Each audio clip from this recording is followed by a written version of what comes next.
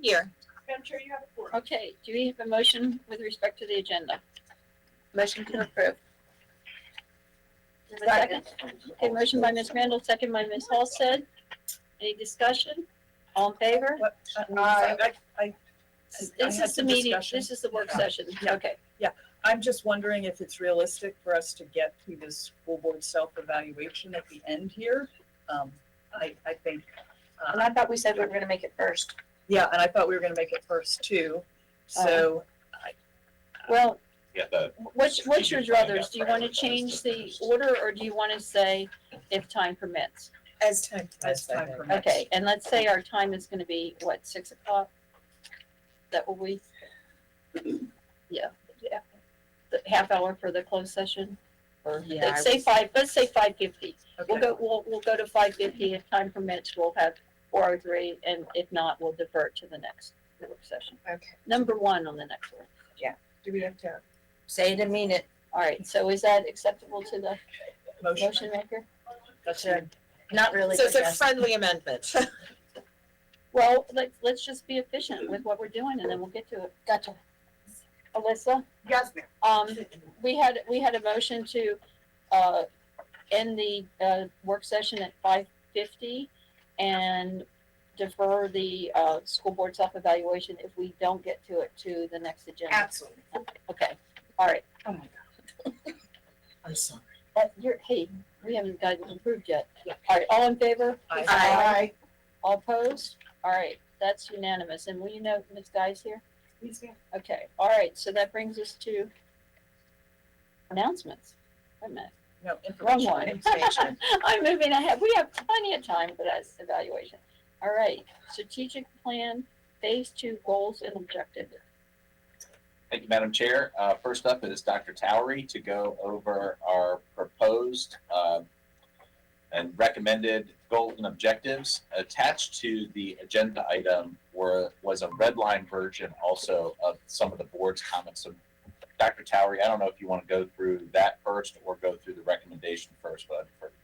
And Dr. Taylor, do you want us to hold our question? I think that until- makes until the end? sense. Okay, Yeah. so if you have questions, jot them down.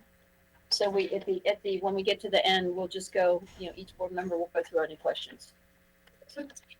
Probably easiest if I walk you through the red line version so you can easily see the tweaks that we made post feedback.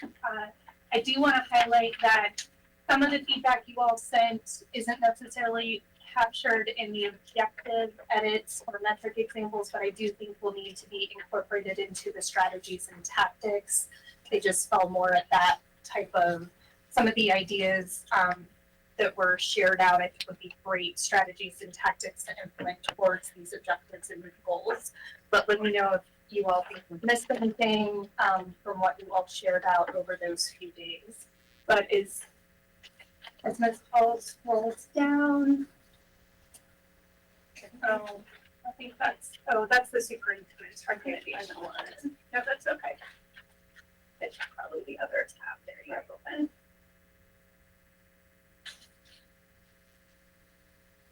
This one? Yeah. There we go.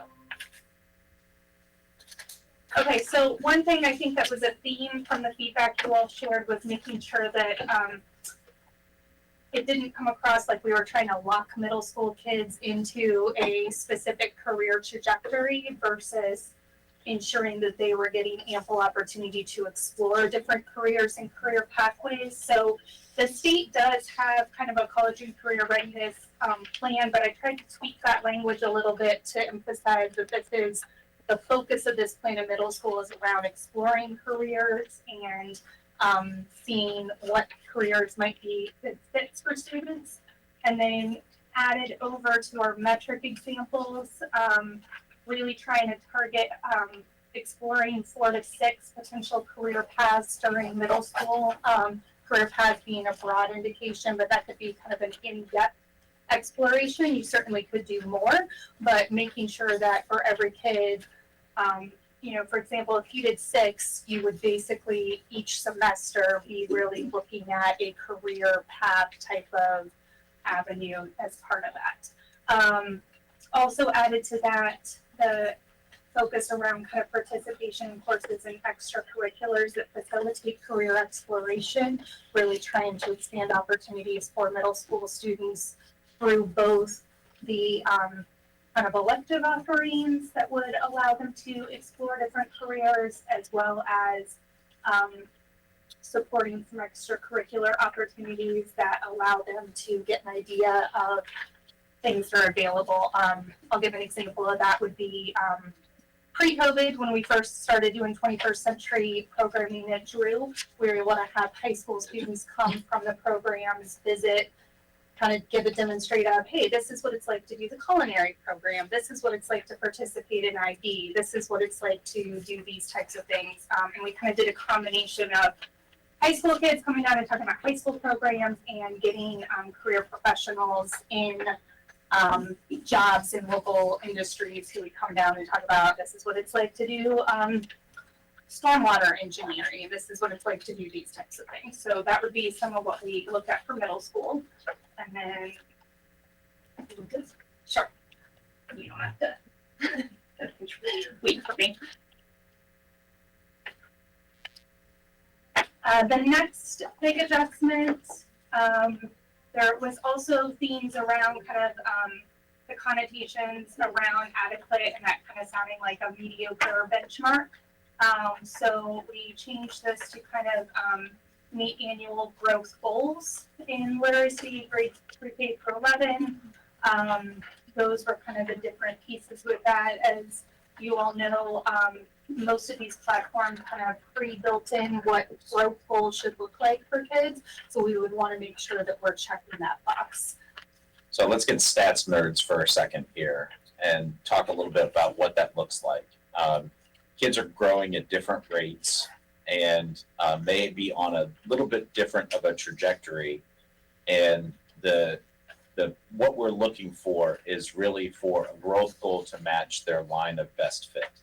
So as we collect data points in their development over time using some of these metrics, we should be able to project out a good score that a student should attain and on any one of these metrics, and we want to be able to measure ourselves against whether or not they meet that objective. So it's going to be different for every kid, and so that's a little bit different than what we've done in the past, where it's like everybody's shooting for that 400 SOL score. This is very different than that because the growth target may look very different for different kids based on their previous performance. Should be pushing them a little bit further. Can I, oh, sorry, go ahead.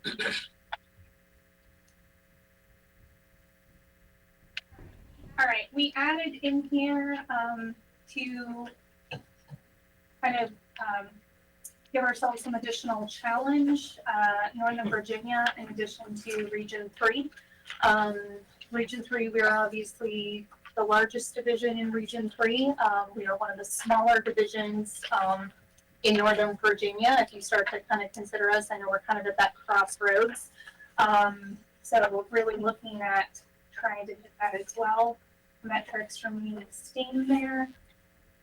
We did add some of the feedback, which was very good, making sure that we pull together an annual graduation kind of cohort report that includes some stats on our graduating class, to include on-time graduation, what our postgraduate plans are, and other metrics. I know one of my goals, and we listed kind of earlier some of the BLDS types resources, one of my goals for our division is to ultimately tap into that Virginia longitudinal data system so that we can ultimately track our students post-graduation to some extent. Some of that I'll probably have to go through some IRB processes, but that would be one of my goals as we start to have a better idea of how do our kids fare 5-10 years after graduation, and right now we don't have a great metric to do that.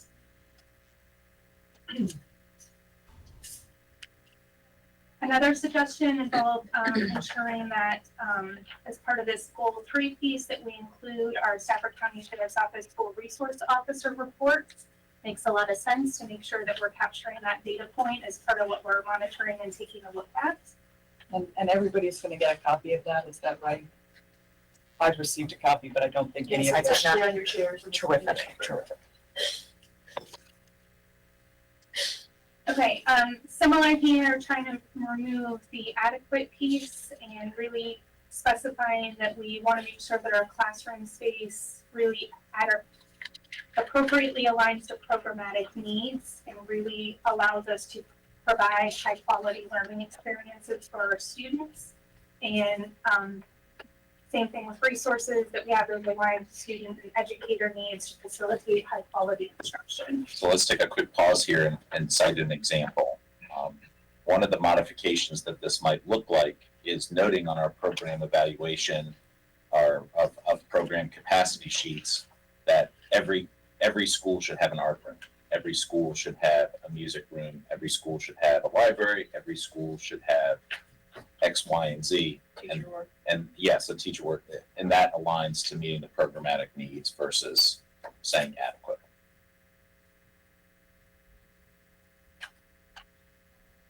This was updated for consistent language.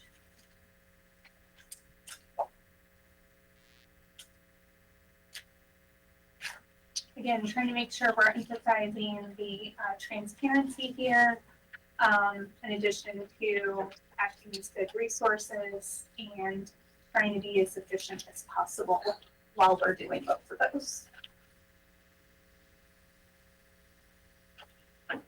Some additional metrics here include kind of starting to make sure we analyze data participation in the employee assistance program, documentation and programming and support of staff wellness. So really starting to kind of catalog, and coupling with that, starting to very consistently measure what staff find most helpful as we're providing different programming offerings, so that this is seen as we're providing staff wellness opportunities, that they're seen as benefit and not kind of additional to-dos necessarily.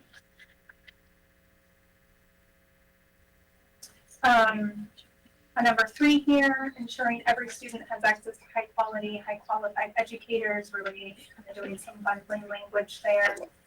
We did add a metric here in terms of number of teachers with national board certification that was not in there originally. And then just clarifying language here, I'm calling this the voluntary separation form, but this is a form we've used in HR the last couple of years that gives us some pretty decent data to track when people leave, what their rationale is for leaving. It's a military move versus I don't like working here, right? So one we can't do anything about, one we can. So those are the red line edits.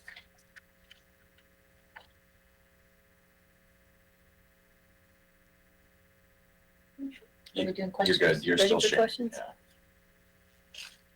Looks good to me. I think it looks good, yeah. I have a couple. Okay. Is it possible for a middle schooler to do in the new program 4 to 6 career, and all students, or I'm worried about or thinking about students that need additional support in math or reading? Is it possible for them as well to be 4 to 6? I would argue that it is, Okay. because I also think, when I was in the classroom, one of the things I was constantly trying to do is how do we embed things within existing curriculum, right? So in my social studies classroom, I might have ways that I can bring in people who are in fields related to social studies that can share out about that. Civics coursework provides a really good opportunity to do some of that. I think there's a number of different fields. I know one of the grants we've had that's kind of wrapping up has been with advancing computer science education. The teachers that have gone through that work, the whole emphasis has been kind of on how do you in grades 3 through 8 design performance tasks in computer science to embed that in additional classes. So I do think there's a number of ways. I think you'd have to take a multi-pronged approach in order to do it. Okay. So it would have to not just be through electives, it would have to be through a combination That's what I was worried of- about. Mhm. Yeah, It has to that's be what through a combination of. So in fairness to you, what I think you're asking, if we designed this in a perfect world, we would be very heavily focused on career awareness at the elementary level, career exploration at the middle level, and career planning at the high school level.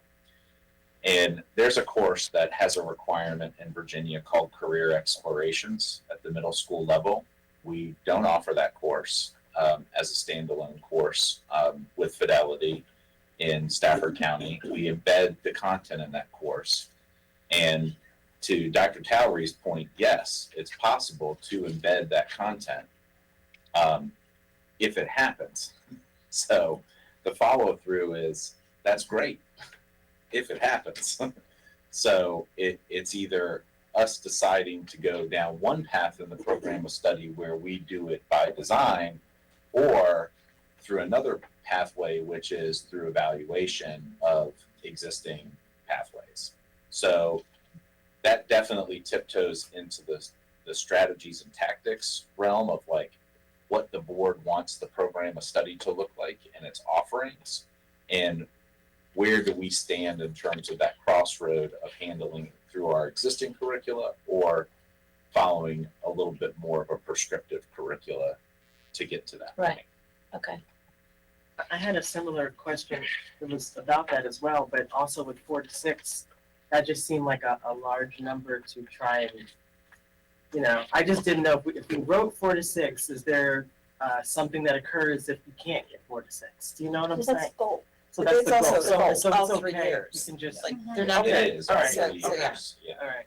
And I feel like it would have to be almost admitted because if they're going to be in the support classes, and then, you only get 2 electives if they're the kids that are always in chorus or always in band, like, or always doing your language, they don't get the variety of students who are flipping around in their electives, trying multiple things.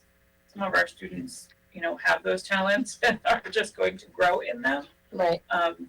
And that just, But this isn't necessarily a course, is it? You were just talking about in the no, classroom. but that's what I'm So- saying, like, And it could be before school, after right, school. I'm just saying that electives can't be our Yeah. only. Right.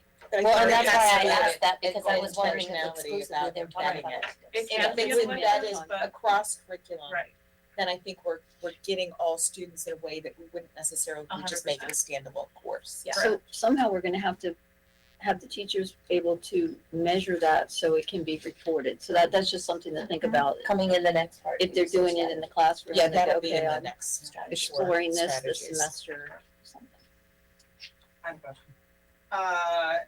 So we've been looking at the learning deficits coming back into this year. We've had discussions about social promotion and those kinds of things. Are we addressing the potential need, and can we look at, I don't want to say holding students back who aren't ready to go forward, but I know that's not been popular in the past. Does this acknowledge any of, or are we acknowledging that we're starting already sort of behind everything? So we're already playing the year of catch up. And we're talking about kids that aren't necessarily going to catch up that fast. We haven't been, granted, I guess nobody wants to keep their kid behind. Actually, some people do. Some people have asked for it. So are we going to start acknowledging that we can't promote every kid? And I don't mean that negatively. I'm just asking it as like a generic question as we go through this, because these are a lot to live up to if you're looking at them, especially since we're starting from behind the 8 ball. I guess one of the things when I talk with principals about social promotions or holding kids behind, one thing was there's actually a assessment tool that principals use to try to make those decisions. But I was just stunned at how your probability of you graduating when you're held back goes way down. If it's 1 year, it goes down like 30%.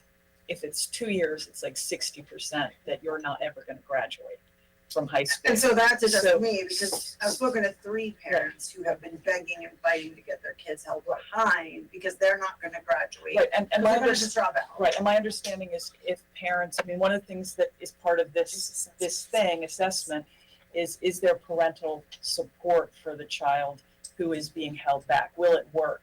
And the other strategy is really, we may need to put a lot more into into remediation, right? That there just need to be a lot more services so that kid doesn't have to be held back, I couldn't. so that we can keep them moving I just wanna make sure we're acknowledging that in these. in the strategic Because plan. I don't think we're gonna be flying off, happily the first year when we start to look at, so. But we don't have rules that say you can't hold your kid back, and I know parents have been advocating for it, but Right. maybe they just need to learn how to advocate I in the think- best way for it, because you still 100%. can, I mean, it's I agree. really hard, I don't know, as a parent, I'm just gonna be the loudest voice in the room for my kid, with all Yeah, due respect to well- all educators who know, but like, they don't got the mommy with it that I have or other parents have. So I just find it, like, if you have a clear path with your educators and you understand what they're doing with your kid in the classroom, and they've got that parental support, and there's remediation, usually the parents and the educators are gonna be on the same page, because you're gonna see the progress or you're not gonna see the progress. Every teacher and principal that I've talked to, when we've talked about this social promotion question, they've said it's a collaborative process. Parents are deeply involved in this. And I don't disagree, but I'm telling you, I've also spoken, and one mom is a principal at a different school, not this school system, a different school system. And her child is now being promoted to the 6th grade in Stafford County, and she reads at a 3rd grade level. So she doesn't participate in classes anymore, and the principal told her, we try not to hold our kids back because it's not good for them to be older. But if you'd have kept her back 3 years ago, we wouldn't be in this boat. But now she feels alienated, she doesn't speak in class, and it's really affecting her emotionally. And we're talking about a woman who also fosters emotionally difficult children and has a great story. But the bottom line is, we're already starting at a deficit now, so we need to figure out, we're not even grading, when do we start grading A, B, C, D again? So, okay, you know what? So If but if we're gonna achieve goals, I just wanna make sure we're looking at, for some of our kids, it might be better just to keep them back a year and see what's going on. And that's not this minute, it's at the end of this year when you give them these resources. So I just want to acknowledge that we have a learning deficit. We're looking to close that gap. And if we're not, we need to be honest about why and how we can do better next year. But if you look at the goal with the individualized growth plans, I think Right, that's exactly, which- that's the answer. I hope. Well, but I think that's the answer to the question you're asking. And I feel like students can probably meet the goals that we are setting for them, and in the same time also benefit from repeating whatever grade they were in. Just because, making those 2 baby steps rather than 1 big step for some students might work. They're not an either or. And just like the conversation with parents, has to be tempered, because for every parent that's begging for their kid to be held back, you've got a parent begging for their kid to be in an honors class that, Okay, this is Probably a should good be there, discussion, so. but this is all, right. I So mean, let me ask one more question we hit based the on your targets, if we metrics. could stick with the So- goals and objectives, because it's already close to 5. Just one question Time on flies. who can opt out of SOLs? Because there's like rumors everywhere about opting out of SOLs. Anyone? And what's that based on? Because Except they for don't want graduates. them to take a, You write a note. My kid has done it. She's picked all her SOLs. You write a note to the principal, and you CC the guidance counselor and the teacher, and then they send something to me saying, "Are you sure this is da da da?" And then you say, "Yeah."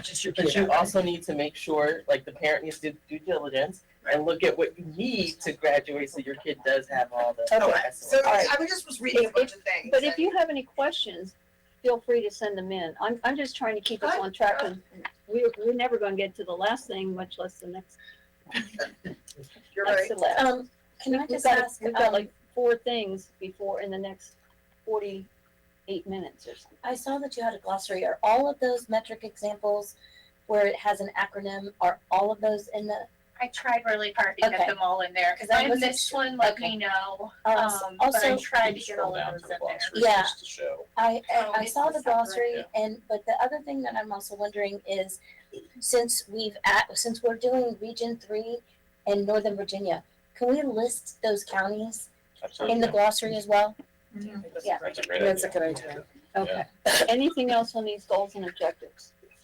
No. All right. Well, let's go on to this update. This is going to be relatively short. Where's Chris? Yeah, you can roll through it. Because capital improvement plans Thank you, can Rebecca. be much more. discussion. Thank you.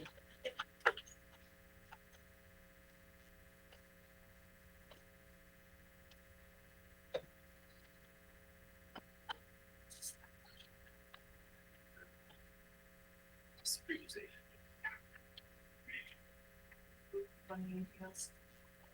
I don't think so. So, attached to this and also our regular meeting following this are the resolutions that we drafted to support each of these. Want to point out, kind of where we settled and then one change that we made, to that. So nothing, as far as totals, they are the same. Looking at the operating revenue increase, our bonuses and this additional construction funding. So, where we have a little bit of a change. So, we have a total of $1.7 million of our additional recurring operating fund dollars. Want to target that with the staffing studies at our elementary school ESOL level for this year, and then look at secondary level. I'm going to address the elementary level going forward. That is 9.8 currently for our ESOL teachers, about $700,000. I'm going to jump and then come back. So the fuel reserve is not new to you. It was about $1 million that we were looking at setting aside. Prices have come down a little bit. They are still high. If they stay where they're at right now, this is adequate. If they spike back up, we're going to have to get creative again during the school year. One of the areas that I advocated for is we need additional procurement support. And the reason why is because we're already inundated. In addition to that, we're adding all of these additional projects, not only in our 10-year CIP when it comes to high school 6, which we're in the middle of now, but Parkwood Elementary School, Drew, whatever we're looking at in the next 5-7 years, we need staff to help pull together those documents. In addition to the additional construction money that we're getting, that is that immediate 2-year hit where we're going to be drowning if we don't try to address that and get ahead of it so that we can put out, so we can kind of adhere to our VPPA and all the state guidelines as far as our RFPs and our IFBs and bidding that out. And Chris, this is on the agenda for action tonight? Yes, ma'am. Okay, so once for action, I want to make sure if any board member has any questions that we address them while they're up here, because we're going to be seeing them again very shortly. So 2 questions. One, are you going to be able to get 9.8 ESOL teachers this year? I'm going to defer. Yeah. Good. No, not even close. However, I think throughout the year, I think that there's a high probability that by the spring we will. The challenge, of course, is when you're building out any type of staffing model or trying to address a staffing need. I don't want to hire somebody without having a position to put them in. And having the FTE allocated does a couple of things for you. One, it's the commitment to the school that this is what their allocation should be. Should we find a qualified person to fulfill that role, we then have a position to put them in and can hire them at any point in the year. As soon as we can find it, we can advertise for that position and we have it. The second piece of it is that since this is part of the operating budget, it is year over year. And it is now part of the staffing for that school year over year. This is going to be an extreme need in the very not too distant future. And this is one significant bite of this. I will say that the equivalent ratio at the elementary level is plus 30 FTEs. So, it is a substantial change to addressing the ESOL situation. It's a little bit trickier at the secondary level for ESOL because level 1 and level 2 students at the elementary level are getting a lot of language acquisition support in elementary grades just by being in school, because all of the students are getting literacy and language acquisition support. At the high school level and at the secondary level, there's a tremendous amount of additional support that's needed for students who come without language skills. So the smart bet and where we would place our money to have the highest return on investment right now is secondary. So I think that this is really more about laying the groundwork for a future investment. The other sideways piece to this is, so let's say we don't fill but half of it, theoretically. So $350,000 still remains in your instructional line at the end of the year. that becomes part of your 3R rollover contingency. Still not a bad idea. So, Well, I mean, we also are projecting that we have more students than we anticipated, and you might actually Correct. be needing to use some of that money For- to hire yeah, for teachers SOPs. rather than to Yeah. roll it over to become 3R Potentially. projects. Yeah. And we My could- second question, the procurement officer, did we get an OSHA officer this year? so we have one advertised. Okay. And so Yep. that, so it's already in the budget. Terrific. Yep. Thank you. The procurement officer is targeted towards construction projects Right. because we're hoping to stick shovels in the dirt here soon. And one of the things that it's hard to quantify and is the money that we save by having an adequate procurement office. Our procurement office is like literally rocking it right now. And just yesterday got notice that they were able to negotiate and save us $35,000 on a contract. Those are the things that you don't really hear about, but they pay for themselves over time. Okay, did you have anything, Dr. Warren? No, I question. I don't think Ms. Sigmund, it's all said.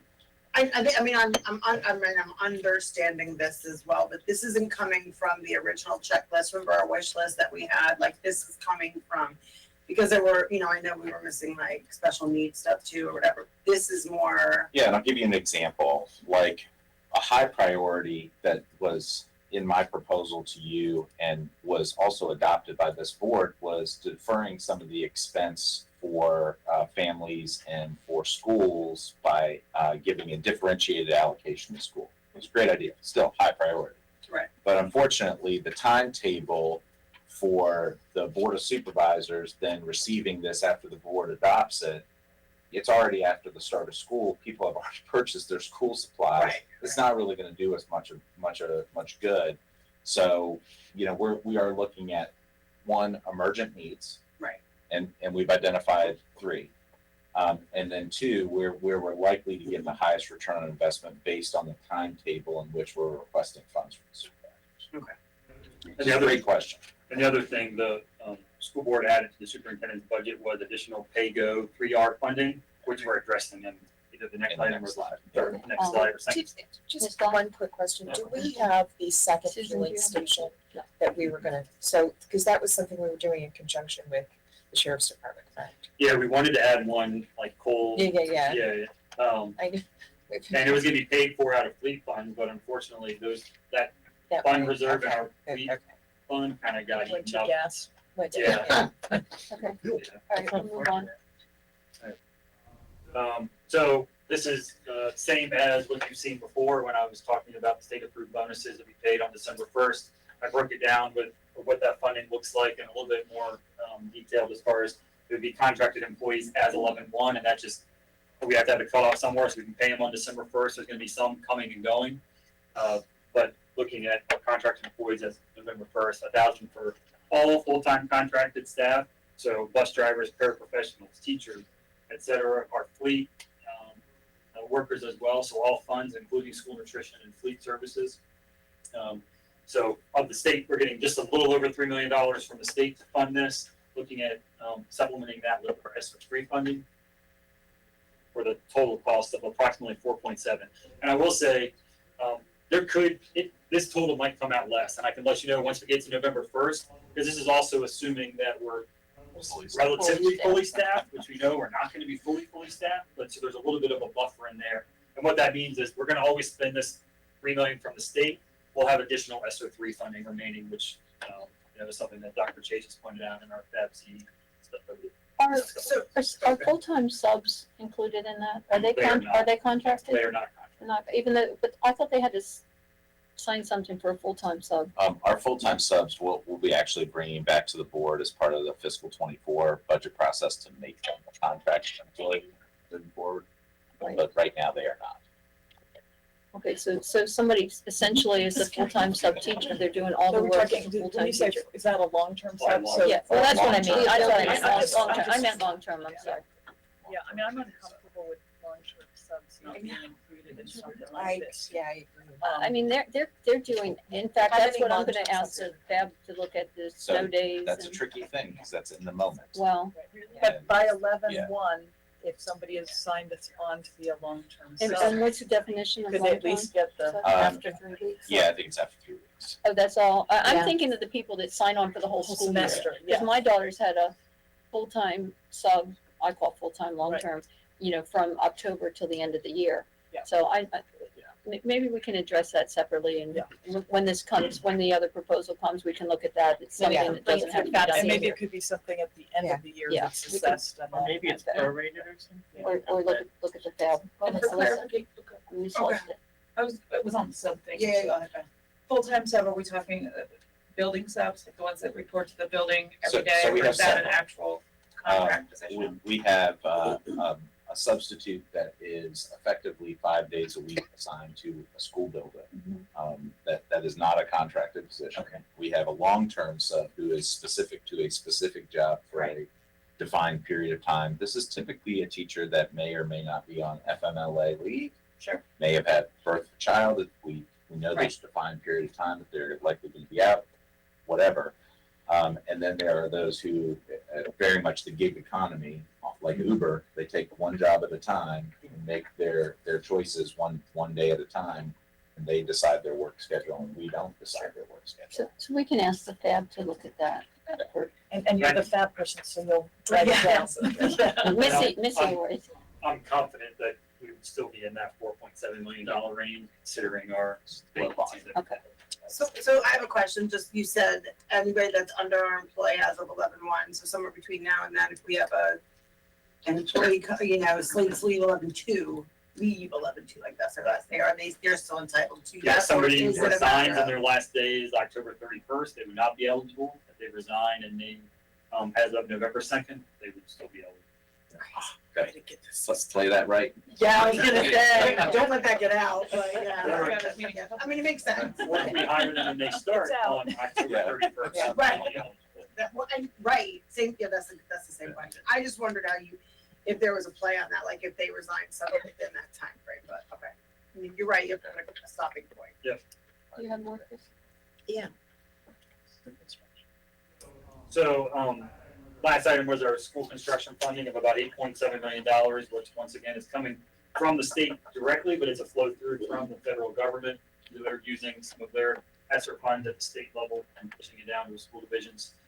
Wanted to point out, I reached out specifically to the state to ask about modulars Thank you. and the North Stafford auditorium enhancements for the sound and lighting, and either one of those were, especially the North Stafford auditorium was something that we wanted to target.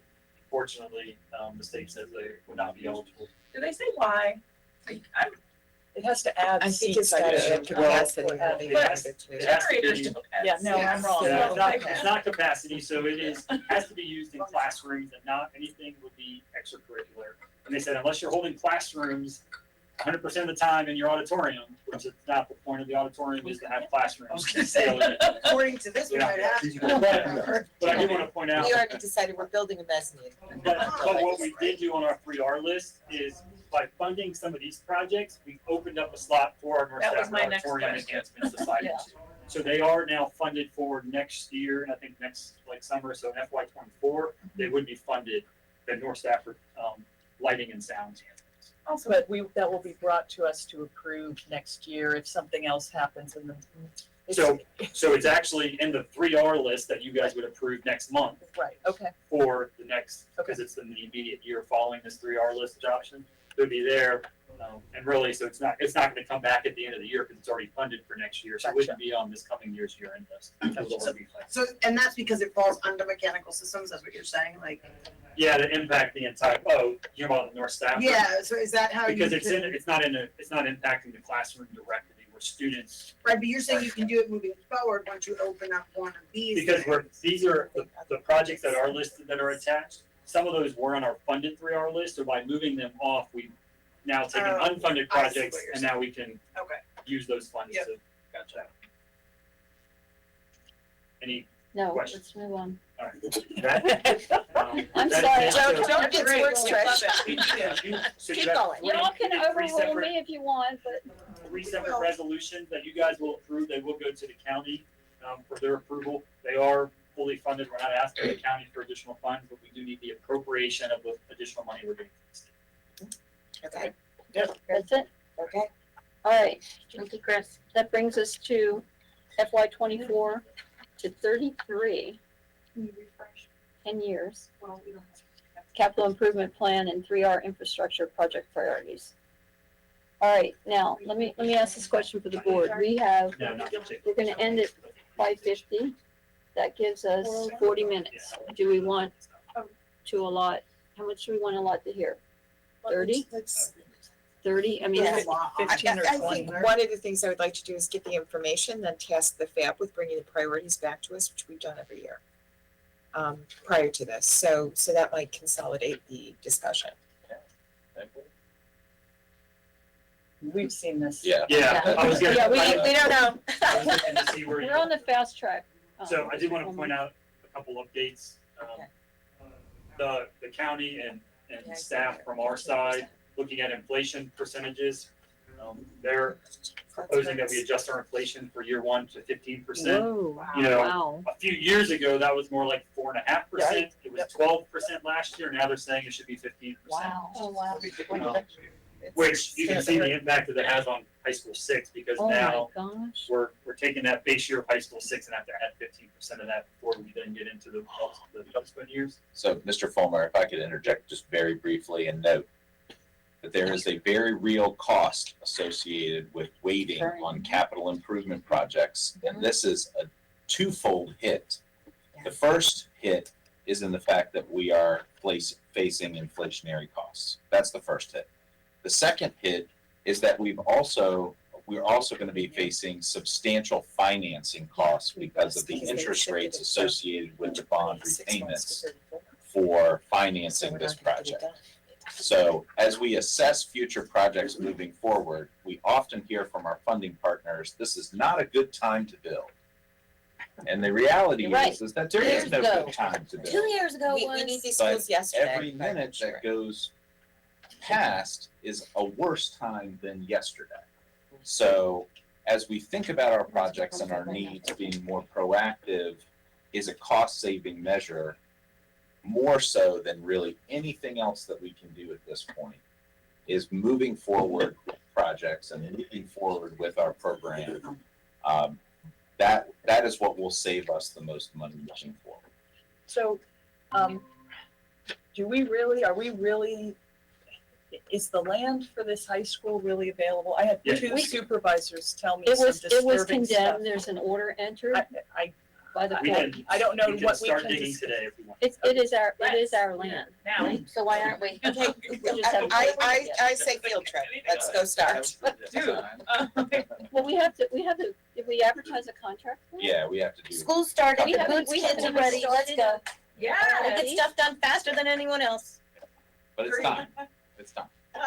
When are we gonna issue it? Well, I'm getting off topic. Go All ahead. right, well, Well, then, that would you be and I the- will talk Okay, about that what I was question. told, and you tell me whether it's correct or not.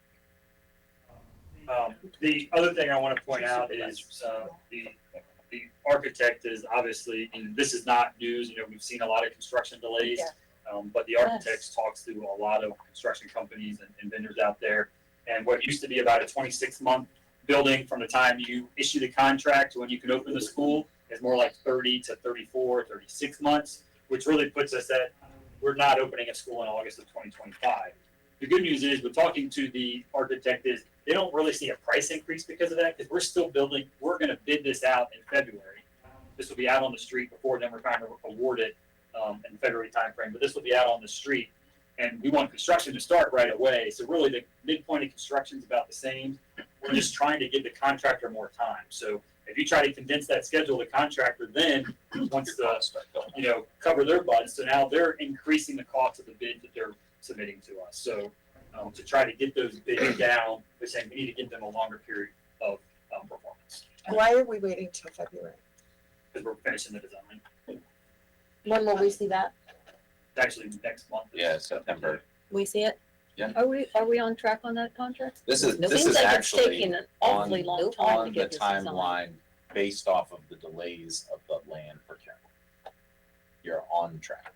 So, Oh, go I ahead, would like us to seriously be looking at whether we're gonna need to put trailers at Stafford High School. I mean, they got You will. 90 more You will. students than projected for this year. And if this isn't opening till 2026, You will. So you're probably looking at 3 high schools that are gonna be. Yeah. Okay, so it's not just, No, Yeah, but it's- Stafford is Stafford. already over. Yeah. But this is also a good part of our conversation, you know, I mean, I know it's been a year and a half since we've talked to the supervisors with words exchanged, but it's a good conversation to have in that, you know, you will pay for this and trailers, and we're talking high school, but the reality is we're also gonna be talking elementary schools. The inflation adjustment is gonna be And that almost, it's a quarter of a, it's elementary. quarter of a, it's actually A third a third of an elementary. Yeah. A third of an elementary school. Do we have a sense of how competitive this bid will be in That's terms of old. numbers? I think Like, so. We just because call I that know it's current. really hard to even find construction companies that have staff like This is as that of, can actually. March. Yeah, so we're gonna do like a pre-qualification first. So we're gonna Yes. go out and find contractors that can actually do the work first instead of just Okay. putting out and taking the lowest bid, because then you get stuck with. Berry Farm, oh, sorry, said that out loud. No, I mean, my It's the concern truth. is that you have an industry and construction market, Yeah. but you also have staffing issues of construction companies Sure. themselves. Sure. And in my old work, we literally Every workforce has couldn't that. find, we couldn't pay the people enough to build stuff, because we just don't have the staff, so. Which That's partly my plays concern. into why they're not gonna finish it in 24 or 26 months, you know, as a staffing. It's just trying to get, alright. Unless we pay a premium. And so that's the issue is, Well, we yeah, can't this figure out is the what cost premium. controlled model. Is a jacked up price of 18 million. Right. Plus potential findings and costs on top of this to boot. This is the cost controlled model because of the time waited. I do Lesson wanna, learned.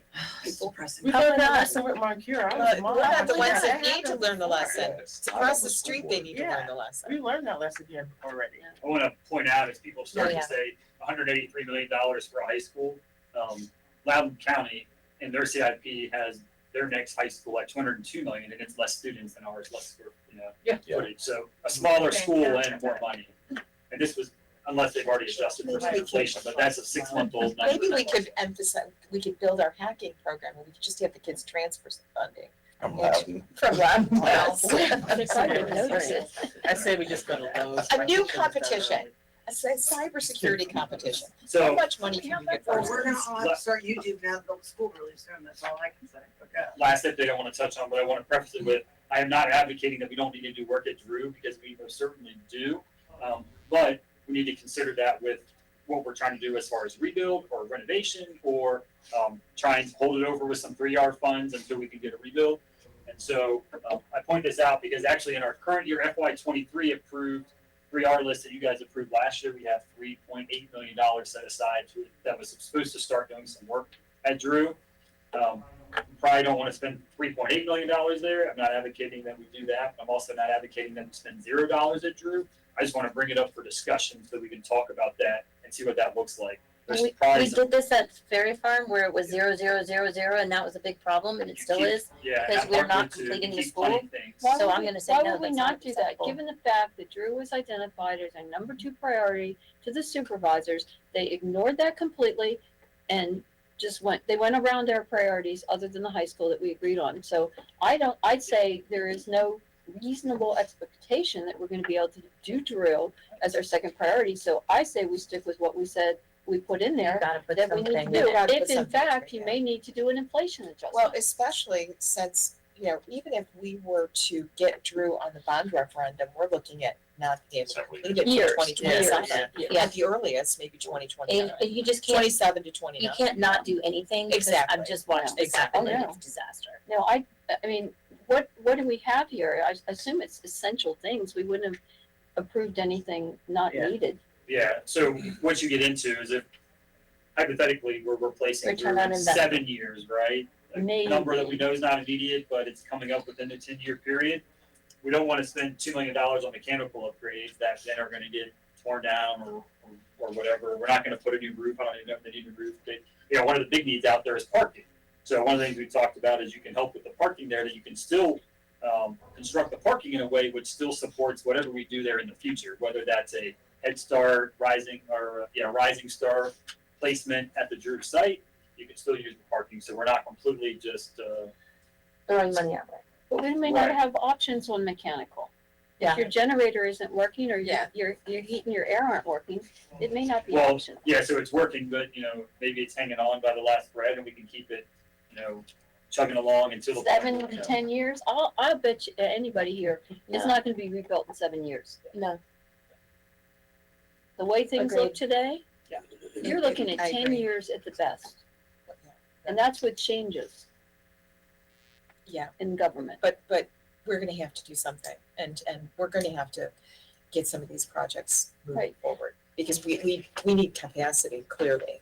I mean, and if we could rebuild Drew sooner rather than later, it really saves our middle school attendance problem for a Oh. decade. I agree, but it may be out of our hands. And to me, that's more cost effective than what they're suggesting. completely. Well, This is the figure most out how to troubling slide. I'm make sorry, them I'm skipping Yeah. to the next one. The projected enrollment in future seat needs.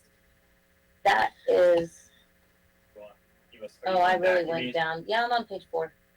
Yeah, that's very distracting, disturbing to me to know that in 10 years, if we did all of those, and that we would still be worse than we are today. So That's so annoying. unfortunately, this is actually a very friendly version of this. And I'll tell you why. It's because those 2,900 elementary school students are not all in one place. Sure. So it really is more schools than 3 schools in terms of your actual need. That's just the equivalency of what those schools would look like in terms of student count, And but those it's would be actually very, much, very much full worse. schools. Yeah, They Yes, would be and those already kids in are the red. full schools. yeah. So you have a need that is greater than that, unfortunately. And we bought how many trailers?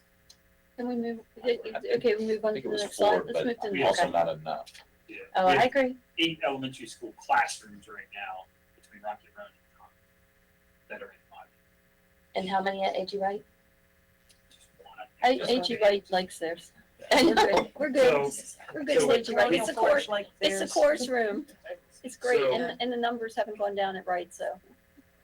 I think the board and everybody understands maybe the outlook that we have, and so Yes. if there's any convincing of, we're already seeing the students, and we're over projection, what we already projected for this year, knowing that might come down a little bit after, the final enrollment numbers come in. But, so really, the point of this meeting is so that we can get some guidance, and I think as I was playing with the presentation, I heard maybe we still want to go back to the FAB before it comes back to the next meeting, but really trying to get some guidance on which order you guys want your priority list in that's gonna be approved at the September. I With think, seats.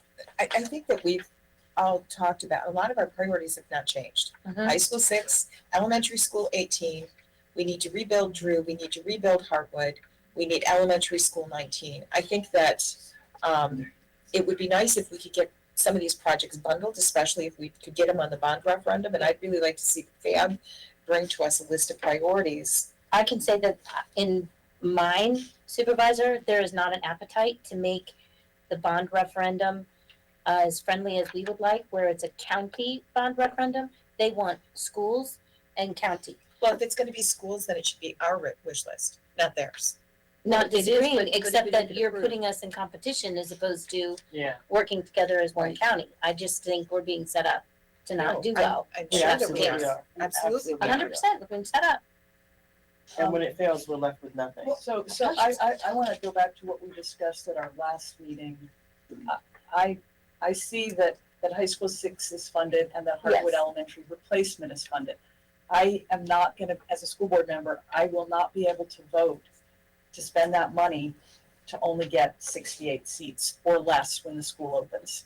I mean, that's just, I just can't. Yeah, I have to agree. I don't know where the rest of this board is, but I'm looking at how many additional students Conway and Falmouth got this year over what they were projected to have.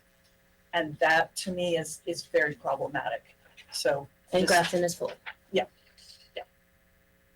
Yeah, I And have Rocky to- Run and Conway both have trailers. And that's just the course we're gonna keep adding trailers because we can't have a building. Right. No, I'm not gonna support anything that doesn't have. I have a question about Seats. funding. What about that, inflation factor? That's not funded, is it? No, No. So this is We just need to taking put your some- list, we updated the amounts for the Chris, can you inflation. make that bigger? I can't see that. Old people in the back. Yeah. Looks like I mean, we were hieroglyphics. pretending, but squinting, just, you can't squint. there is a footnote. What does that footnote Okay, say? so the new cost is there. What's that footnote for the high school? That it includes our offsite costs for the land development and So technically, it's not fully funded. It's not approved at that amount. it has not been It's approved. supervised. No, this isn't an approved amount. Okay. Yeah, this is our. Well, That's our but when you updated show numbers. funded in parentheses, to me, that says, Yeah. it's been approved. Yeah. Yeah. Is the last one? Was it the last slide? One of those slides? Oh, so this is what the county adopted and approved. Somewhere you had funded written next to Oh it. my gosh, they was- approved 150 and we want 180. Whoops. Well, that's their funded and they don't know about or they haven't been given It's on the. the- Well, but that's Yeah, what's They, approved. they increased, they Oh. gave us That's the a 20%, inflationary that's a rate. 20% They, difference. yeah, they funded it at last year's amount and last year's CIP because I haven't seen it at the new one. This is just a list of all the projects for discussion with the two projects that the Board of Supervisors approved. Okay, That were so our understanding was there was this 3-on-3. We were told that will be no more discussion about these two projects. So what does, and you said something about there will be a borrow brought to us for approval in September. Is that the case, or are we still working on getting this? not a bar. As far as the county is concerned, is the TRC stops ranking projects that are funded for the next year, that the activity is supposed to start, which we're supposed to just start designing the next elementary school 18, which is Parkwood Elementary School, according to the Board of Supervisors. So that money But can be it's not spent. elementary school 18, that's Hartwood. Correct. We are doing an elementary That's school prototype, and the county is saying it's for Parkwood rebuild. So I have it on there as funded because that's what the county had already Where's done. our letter? You know, the county can fund it, but the school board still approves the contract, the design, and everything. Or So doesn't? that's what I mean. Correct. Right, but Yeah. we need to publicly put forth our position. True. And I know not everybody, but I'm just, It's I'm, the this, well, consensus this is going that to we need continue. elementary to school confuse me. 18 before Hartwood rebuild because of the difference of 650 We have a seats. net gain of 0 schools if we rebuild Hartwood. We have I- no we new haven't- schools. we haven't I understand Net what gain you're of saying. 300 seats. I understand what you're saying, but at the end of the day, let's call it elementary school 18. It's not elementary school 18, because But it doesn't hold give us a on. new school. I'm It's not still gonna do this 17 again. schools. Well, it's gonna Give be me a elementary second to school finish. 17, Alyssa, Oh my because God. but if they don't, if we take Hartwood out of the mix when we get it, then we're only still gonna have 17 schools. So you could say that the new I'm not asking you 17. to take all the students from Hartwood and put them in elementary school 18. I'm asking you to assume that elementary school 18 is just elementary school 18 with 964 seats, but that we are able to decompress the current and existing Hartwood Elementary That's what we and talked about. Rocky Run and have everybody be happy. Yep. If Right. that is the case, that is fine with me, but I do not see why we are continuing to look at this and shoot ourselves in the foot. And I'm not asking to be grateful for every little bit they give us, but if we're gonna negotiate, then I think we need to negotiate appropriately, which is Hartwood is the fastest growing district in this county. Clearly, we can even take some of your fairy farms and whatever if the location is strategic enough. But then you're still gonna have to address $20 million in a Hartwood Elementary School that is on septic and well. Our proposal was to do them both at the same time. Correct, but Concurrently. where's the money coming from? We're losing $17 million because of inflationary costs. So I don't know how much more we can tax the taxpayers on this. I don't know how much more we can convince people.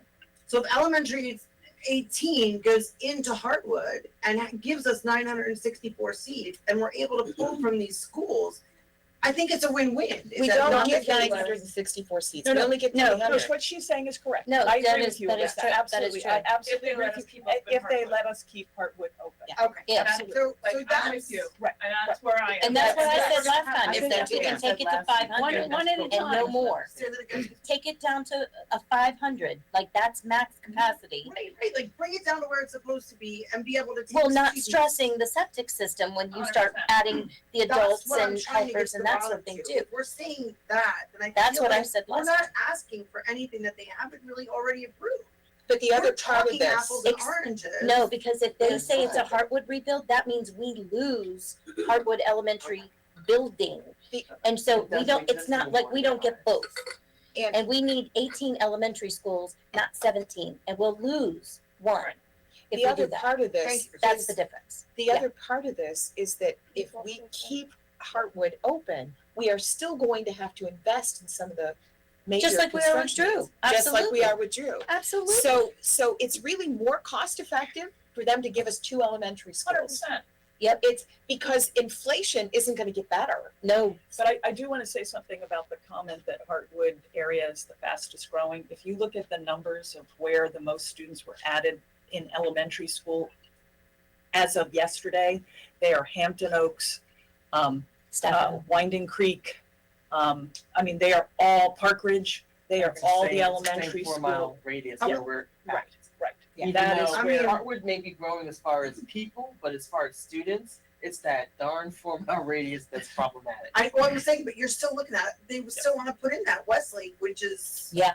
absurd, Yeah. really, let's face Yep. it. but I'm just saying, We don't- that's, if you we're look not at ready those to say it. numbers We were that not allowed to Dr. do that. Taylor shared with us today, You make a really good point, Alyssa. You do. I'm sorry. We're not using first names here. you Work can, session. Oh, that's right, we can. Okay. All right. That is an excellent point, and that can be part of our letter back to the supervisors, that we would expect that the location of this school will help, allow us to reduce the population at Hartwood, as well as Yes. help the other schools Falmouth. that are Falmouth, way Rocky overcrowded in the along the 17 corridor, or however you want to put it. But that's a really good argument. But I mean, I'm not optimistic But we can't that they're going to decommission do anything. Hartwood. But We can't decommission. because this Hartwood. this That was doesn't make done any with sense. this Not decision. Was, current, not where we're have you currently had this sitting. discussion with your counterpart? Because Sort of. he was part of the decision. But again, I making. didn't necessarily understand what we were saying Sure. about 18 and stuff before, Yeah. but now I have what I need and I can do Yeah. that. I've had the And I will, conversation. that's why that's why they're so I'm meeting picky with about him my tomorrow work. morning. Okay. If you want to join us, you're welcome to. Otherwise, I'll just meet with him. You can meet with him later. All right, well, yeah, I may or may not. Where are you meeting him? The library. Do that meeting instead of meeting with me. That's Okay. really important. You and I will just figure it out. I mean, if he's on board with it, I would think that the supervisors would be, more likely to take it into consideration, because he's the representative and that's his district, and he's willing to Can I also accommodate our add, needs, then he could be an advocate on his board. but can I also advocate that there is conversation about, there is a conversation about losing Westlake property and instead giving us 1 million. We need property, not 1 million. You know what I'm saying? Like, there's a conversation which we've asked about. We're like, oh, that's not happening right now. Yes, it is. So that's, if that could be part of the conversation too. That could be a replacement site for Heartwood next, if that needs to be. I Wait, I'd like to hear okay. what Glenn has to say. Hi. I just wanted to give you an update, so I have spoken with the county, and apparently that Westlake $1 million thing, that application has dropped off, they haven't filled in the paperwork and top, whatever, so that $1 million thing is off the table now. So It's now I back to the drop off plan. my note. Yeah, so that's Oh, back to never the mind. plan. Thank gosh. Okay. Fastest note in Thank you. history. I would like to ask Fab to bring us a list of priorities. I think that then make their recommendation. Well, the question is, in terms of the large projects, has anything changed? Does anyone here feel that we need to change anything? Because Well, if we don't feel that, then there's no need to have another look. I Drew is my school. Elementary school 18 is probably more important. I did not think that before I went through the redistricting numbers, like when we voted Yeah. on that. Right. And then I'm looking at the actual math and I'm like, we need the seats. And But I want- unfortunately, that is And- filling, that's a smaller, that bucket's filling faster. But I Is would, this reflective of the new total? No, No, that's no, last year's That's our numbers. last I year. want to see Yeah. the new. So that's where I was And I getting would confused. probably go elementary school 18 and then elementary school 19, and then the Hartwood rebuild would come lower, because I'm looking at the numbers around Park Ridge, Hampton Oaks, Winding Creek. Winding Creek. We're gonna need more elementary school space. So that's just my 2 cents. You know, and if we could do some initial investment in Drew and keep it limping along, the reality is replacing Drew Middle School solves our middle school problem for a long time.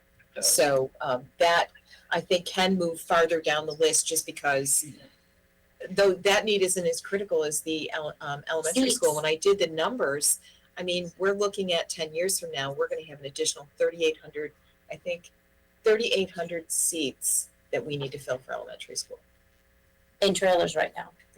based on, I don't like pushing Drew down. I don't I'm not either. I comfortable don't, at I all. don't like it either. No. I But don't I'm like it looking at either. The reality. I mean, You need them all. we need them all I'm gonna be yesterday. grieved. I think we're going to have to look at moving the day school from Drew. We are not obligated to have that there, as they pointed out. We don't even have a Yeah. need for an MOU. The school is there as a courtesy. It was because that space was available at the time. The student population at Drew was very small. Yeah. And I would like someone, whether it's the FAB or staff or whoever, to look at, what we could do with Drew if the day school were not there, and, come up with a proposal. I mean, right now it costs the county nothing because it's our space. But if we need that for students, we'll have to go out and lease some space, and, that's at their tab. I was gonna ask if, we could get some recommendations of where space might be available, either stuff we're leased or stuff we already have. Because that would help, although, I mean, we don't wanna put too much in because of the timing, but if it looks like it's gonna be a significant, number of years before we can rebuild Drew, then we should consider, just renovating the space. And that assumes that the space is usable for students and not like the basement at Yes. Dairy Farms. Yes. No, it's definitely classrooms down there. It Okay. is. All right, so is that something that, We have students there. well, is that something the board is interested in? I Yes. absolutely think that we have to make some hard choices, and if we can't get construction projects that meet our needs, we're going to have to make hard choices about days. I have a newbie question then. If we are gonna push Drew down and try to renovate Drew and make it better, who's in charge of making sure that we actually get what we pay for and the renovations actually are worth their money and that it's not a waste? Because I just always know I'm listening, or I've heard historically, we fixed things, but it wasn't good.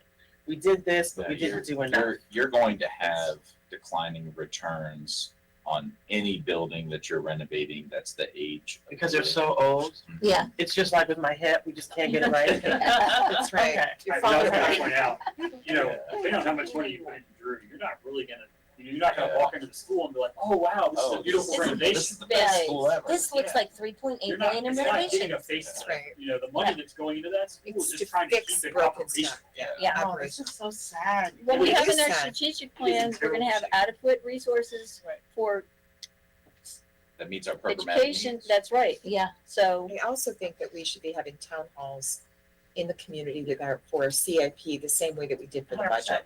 Yes. And I think that we should schedule those, so. On it. ASAP. all right, so when is this coming back to us for So it's supposed to come back for approval, in September. in September? So that's the next time. I mean, how do we want this to go to FAB, or do we, I mean, it sounds like there's It sounds pretty like we're much all in agreement agreement here. then. To the straw poll. Final version that we can We'll draft just ask and any submit to objections. We can have Fab review it, Yeah. and then And then, Yeah. Share it. make sure Okay, that good. everybody. Send it to Yeah. me. Okay, Yeah. and that would be Yeah. at your good idea. August Week meeting. before. So what we're talking about, high school 6, I mean, that's done. It's a done deal. Well, we gotta get the other funding, but then the next would be elementary school 18, 18. then Hartwood replacement, or No, what? no, elementary school 19. Elementary school 19, Then Hartwood replacement. then Hartwood replacement.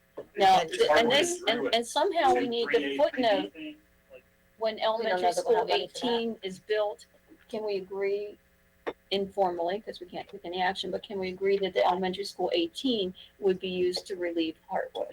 Yes. And Rocky Run. And Rocky And Rocky Run, Run, yes. Yes. But I'm Definitely I'm just, decompress. I I'm think just we need to focusing decompress on Heartwood. Heartwood right now because Yes. the supervisors, that was their first Yes. choice. It was approved. We want to show Yes, them we that would we're gonna accommodate, part of the problem there. But we But we need But it, we need the it capacity. more. So if we can, We put can't a little decommission. footnote there, and thank you for that. It's a really pragmatic Um, solution because you do keep your capacity that's existing right now, while still acknowledging that you do have buildings that need to be decommissioned in your CIP down the road. Okay, all right, so it was elementary school 18, elementary school 19, True. Drew. Yeah. Yeah. Heartwood replacement. Right. Yeah, and then everything else Yes. falls in the order it's in there. That's Yeah. right. Is that good? All right, Yeah. because you have anything else, Chris? Because we got to move on. You got 10 minutes. I do not. We got 10 minutes for our town Just hall. clarification on your, you said Drew, then Hartwood, are they Yes. 4 and 5, 3A, or 1, 2, 4A, 3, 4, and 4B? 5. Do you- No more A and B. You 4 and you can let 5. the Yeah, FAFSA they don't find that. Yeah. Yeah, Yeah. we'll let the Fab And C this do will that. all go to We'll let the the Fab FAB C do that. to bring a recommendation to Yeah. the board. Yep. Because And it's what for about the- action at And what the about the September meeting. opening dates? I mean, because really we need. Well, let's Fabs- let Yeah, the I think FAB, those the open FAB can dates are work probably that out. accurate, even though they're not gonna be possible. I think, but I think when your FAB does the opening dates, they need to be about what schools need and not about. Yeah, Yes, not about. yes. So if Yes. if FAB is doing it, it's coming to us rather than being staff suggested dates, it should be suggested dates. It's the Right. board. This is It's all the the board boards, it's not the recommendation. staff. All right, so that'll come back. All right. Let me just ask, since you're meeting with Daryl Ron, I will definitely try and be there. Just give me the details later. Yep. So that I can write them down, but this isn't the updated list. I think it would be important for him to see just how, like, we even projected Yeah, shortfall. I've got you're the numbers. in. You have all that, and Yeah. you've got what schools are, because I this is crazy by to me email. that, Well, the problem is we're so far behind I know. that if we don't start doing something drastic to catch up, it's No, gonna we get really definitely ugly. need to start defining our needs rather than hour by schools, not just county specific, because then we can't meet in the middle of under our own mind. Okay, so the FAB's gonna give us recommended dates for that, all right? Great. So that'll come back. All right, that brings us to town halls.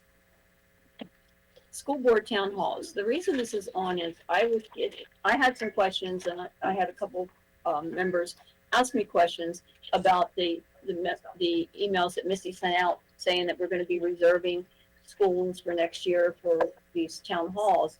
And they were countywide town halls. And they're also on like Wednesdays and stuff. Well, whatever.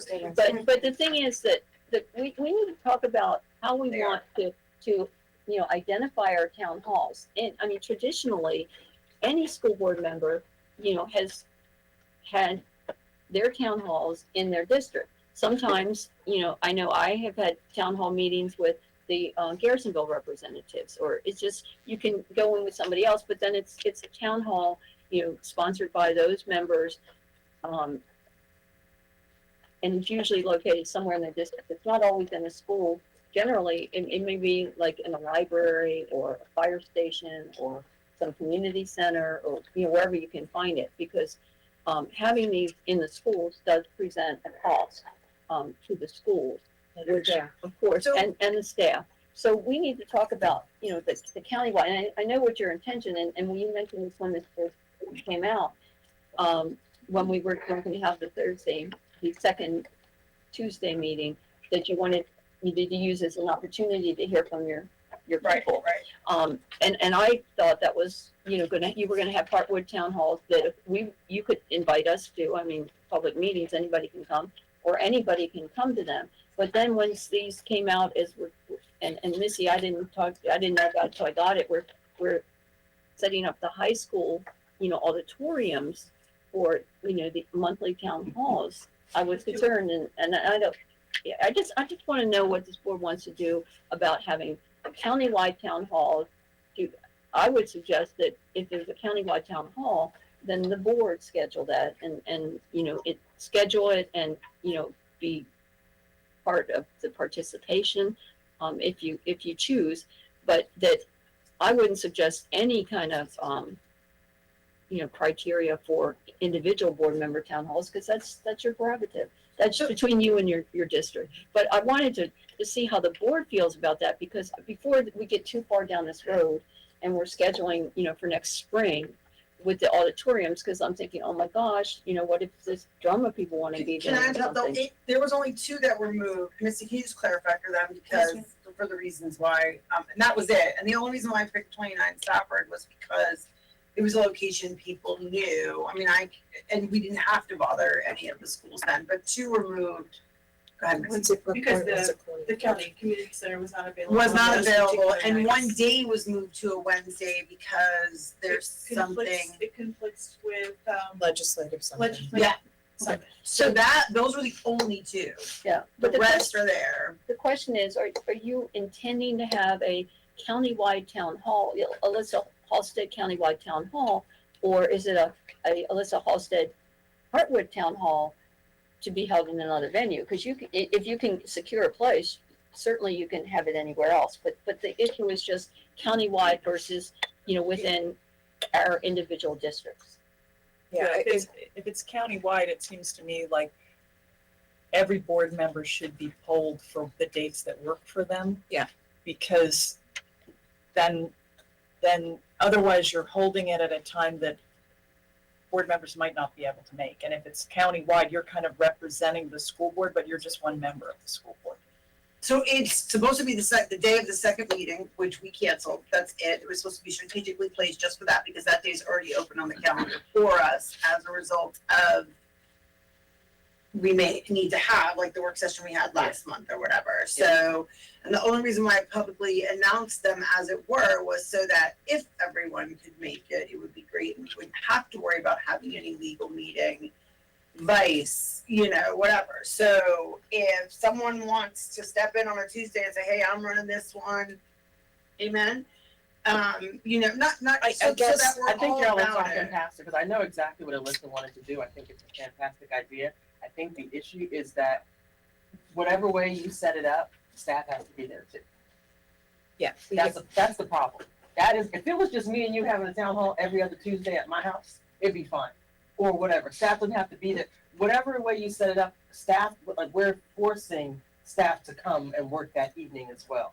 We need to do it so that, it can just be us like individual town halls, and staff does not need to come and take notes and doesn't need, you know what I'm saying? I don't That's think, okay too. I don't think that's But it. it's also, It's not that. It's what Sarah just said, is that when you are arranging a town hall and you are having a county town hall, you are speaking you are putting it together, and whether we are there or not, you become the voice of the board, and that's not accurate. and the other part of this is, it was for those extra Tuesdays, if we weren't using them. If we're using them, they're not available, so Right, it doesn't right. get to She be a knows town that, hall. yeah. I mean, that's clearly Mm. was my intention. And what But happened? the other side of that is, this isn't a town hall about Alyssa speaking for the county. This is a town hall for the county to speak to the board or to They're have only speaking discussions to with you. them. So if you're there, I mean, there's no reason why I couldn't report back either, but there were 4 of us at the last town hall. That couldn't happen if we didn't announce them.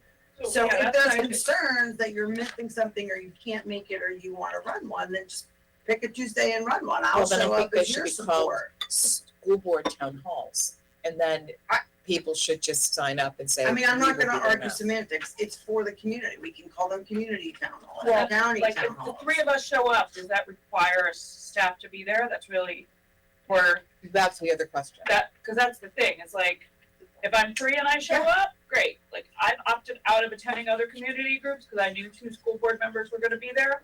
And I didn't wanna get in trouble. And I was last to RSVP, so it would be nice to know, like, what happens if 3 of us show up at, But also, if we're using our high schools, who's gotta be there? Who has to Well, open they're not it? But all, they're not meant for the high schools. Those 2 were changed specifically because They could they look at- asked me to change them No, I specifically. know, I'm just saying, but if we're using the high schools, what cost does that have for the school? What staff has that's to be there? I don't know for those 2 dates what they Yeah, are, I think but- we're gonna have to relook using them for high schools unless it's something, if the board wants to have a town hall on certain topics, then that's one thing. then the board schedules that town hall. And, you know, it would be the will of the board to schedule that. And you can have whatever town hall you want, but We're basically trying to Well, notice the it so that Heartwood if people, the only point was trying to notice it so that if 7 people show up, nobody gets in trouble. well, I'm not worried about noticing. I think any of these should be noticed so that we all have an opportunity to come. I've gone to other members' town Sure, halls exactly. just to be supported. So any town hall should be noticed. So we can As- call as it a whatever you rule. want, we can But the do it question- wherever it is. But the question is, do we want to have 7 of us being able to call a county-wide town hall anytime we want about anything we want? It needs to be clear that it is that member's town hall, not the school board's town hall. And I would not, you know, I would feel like I would be overstepping my bounds if I said, well, I'm going to call a town hall and I'm going to call it, you know, for these districts or countywide without talking with the other members. So the problem was what it was called? Is Well, that- no, I I'm think trying to understand the that. question is, it's just what do we want? I mean, we can say, fine, anybody can have a town hall anytime you want. You can make it your district, you can make it somebody else's district, you can make it countywide, you can do what you want. But it seems like that it And you would, can use any school that you want. I yeah, mean, well, that's the I'm, question. That's the, yeah, I just, when this all came up, I thought the intention was that you were gonna use it to have town halls with your constituents. I But- have no problem doing that, but then people But yeah, voice some but concerns. anybody can come, anybody can come, but like if I have a town hall, it's gonna be Rock Hill Town Hall, or if I ask Well, Maureen to have it, it would be Marguerite, you know, we. I think we probably were trying to be closest. broad because what does that mean? I'm a Garrisonville district. My kids go to high school in Hartwood. My kids go to middle school in Rock Hill. My kids come to my district for elementary school. So like, people don't understand. They know if they have a problem with, you know, Anthony Burns, they don't necessarily live in my district. They're gonna live in my district too. So it's just a matter of, if you're free, you wanna come hang, it's almost like office hours, I guess. Like, I thought of it more like office hours. For that second Tuesday, but we're adding Right. dates now because if that second Tuesday wasn't available, but we're Yeah. also now moving it from a facility that's we neutral, have that a doesn't date. require I mean, seven. we're We have a trying second to Tuesday make that it we have a consistent board enough meeting that the on, and then we have a town hall that week public as well. you know, there was, No, the no. building was being used for something else on the Tuesday, so then So the the town hall was town being hall moved to moved. Well, and Wednesday. remember, we're gonna evaluate our scheduling in December. Yeah. So we may not have a free, but so this, it may be a moot issue for that particular date, but this is a And question, nobody may a show general up to the question. next town hall, we may not find that there's no need for them either, but this was, I mean, I feel like people think I'm toe stepping, when all I wanted to do was, because I voted down the second meeting, was open up a portal for discussion for the community. It could be just Hartwood people if you'd like me to do that. But if I just have ones in Hartwood and nobody else has one, and there's no way for me to invite more than 2 board members or 1 board member, really with me, because then it's an illegal meeting. Like, all I wanted to do is be semi-proactive so that I could say, hey guys, every second Tuesday, if you wanna come, great. If not, you know, there's no topic really, we're just gonna sit and listen to people, or come, don't come, whatever, then we don't have to do it. If only Hartwood shows up, and then what's Garrisonville gonna say? Like, how come Hartwood hears me? Well, then Garrison don't need to fuss with their person. That's right. Like, I know I'm having one in Aquia in September, and it's gonna be Aquia District Town Hall. Right. It will say open to the public. So whoever shows That's up, right. is that, I think that's how I'm supposed to do it, and whoever shows up, and I'm just gonna tell Missy, hey, just, you know, make it whatever so that whoever can come, and also, nobody who worked here needs to come. Like, it just needs to be, and I'm having it in a non-school location, because I thought that was, the problem was the extra money that it takes for us to have someone there to open it, clean it, and then also our staff members having to work like 14-hour days to do them. So, My big issue, I don't like, my living room is big enough, I would have it there. Mhm. I really just don't wanna get in trouble. It was, Jason said, I don't wanna go to jail. Like, if me and Alyssa wanna come on up to town hall, that's all I care about. I don't wanna get anybody in trouble. I Well, think it no, was, we should advertise any town halls. I think we're all in agreement there. As long as we advertise them, then any board members can come. Right. But if we, and that's something when you do schedule a town hall, Missy needs to know so she can put the advertisement, and they are open to the public. Anybody can go to the town halls, but the question is, who, is it intended to be for the entire county, or is it intended to be for, a board member's district? And that's really a board thing. If the board wants to have it countywide, it's gonna get a little, challenging to follow. Because if all of us start having these, different times, because I'm assuming we're not all gonna be able to do it on the fourth Tuesday, then just keeping track of them all, which Missy will do for us, but being able to attend them, Again, that's why I It's a picked challenge. one single location for Tuesday of the month, so that it was already an obligated time frame, and they picked 29 Stafford Avenue would be available in that little whatever room there. And there's literally 2 days it's not available so far, and we don't even know the second month they'll still be going on, because we don't know if we're gonna go back to 2 meetings a week. right, but these are your town No, halls, they're right? just town halls though, I don't need them to be mine. Okay, so They don't So need to be I mine. think it's the question is that we've added 2 dates because either the facility or the date wasn't available because it was a conflict. We Now didn't we're add 2 starting- dates, we added one. We moved one Tuesday to a Wednesday because of Okay. an already existing obligation. And the other one, the Tuesday, it's not Right, and available, if so we moved it to Parks this and one. Rec And doesn't that's need fine. staff to close that room over there, then I don't need staff to be there. I'm not a big adult girl, I can hold it, but if you tell me to move it to a bar, I'll move it to a bar. I just want people to have, I'm sorry, I just want, Library. there you go, darn it, library. I don't know who's doing plan B. I don't need it to be this big of a deal either. okay, well, I mean, my intentions were what they were, so if they're not gonna work out, then I'll figure out a different solution.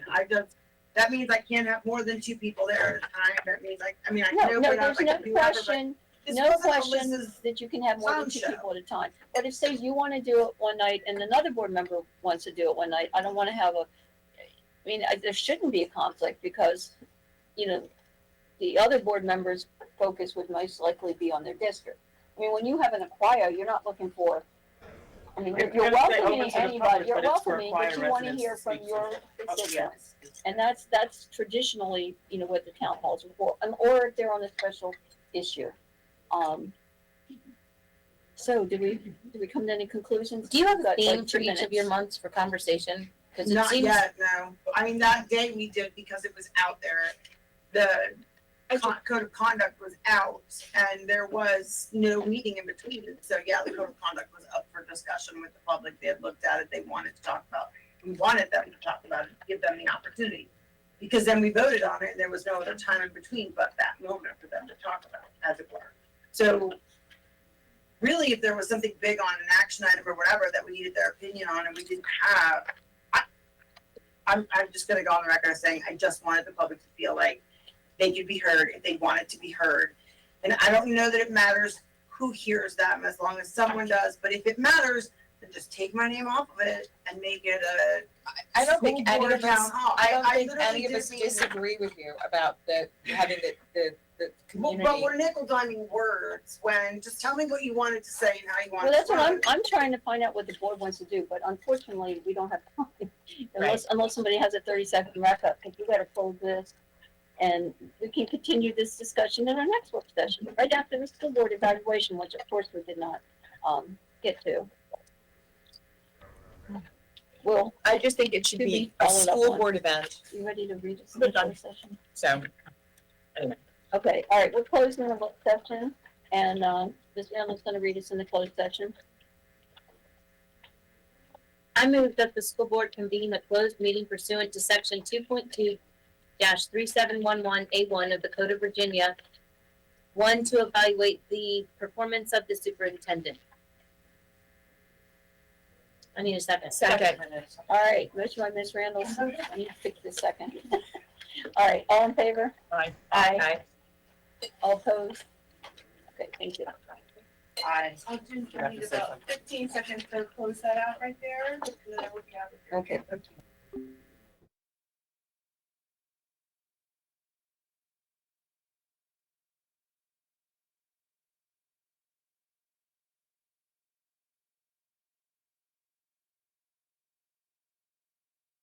It's not on. Yes, it is. Here, here's mine. But pursuant, none of the mics are on. Hello? Nope. Is yours? Hello? Testing, testing. I'll get loud. It's okay, I'll take care of it. My mic is on. Hello, hello. Excuse me, we have to come out of closed session and. That pursuant to section 2.2-3712 of the Code of Virginia, the closed meeting of the School Board of Stafford County on August 9th, 2022, be certified by adopting the following resolution. Now therefore be it resolved that the School Board of Stafford County hereby certifies that to the best of each member's knowledge, only public business matters lawfully exempted from open meeting requirements were discussed in the closed meeting to which this certification resolution applies. And two, only such public business matters as were identified in the motion convening the closed meeting were heard, discussed, or considered by the board. Second. Madam Chair, I move that. We have to do the roll call. vote, Do we have to vote? Yes, ma'am. All- Yes, yeah, Staff- all in favor?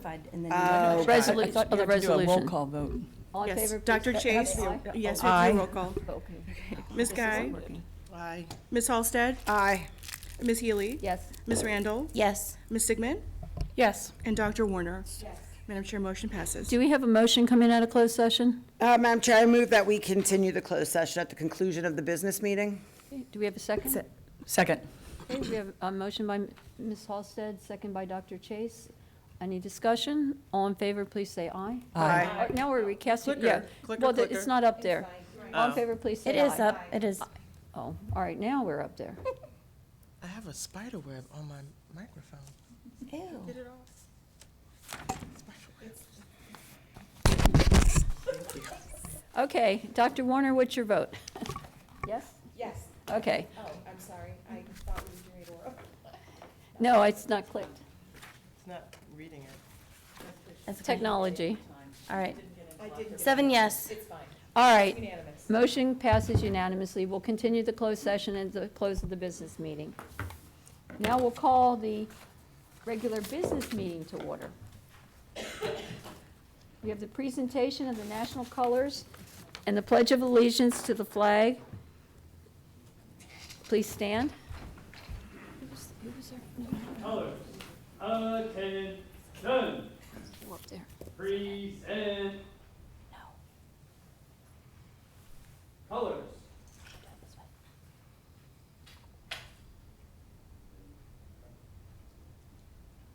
I pledge allegiance to the flag of the United States of America and to the republic for which it stands, one nation, under God, indivisible, with liberty and justice for all.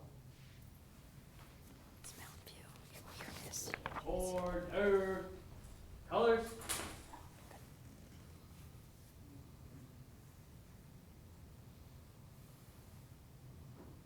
Ready, cut. Mark, time. March. Right, turn, march. Forward, march.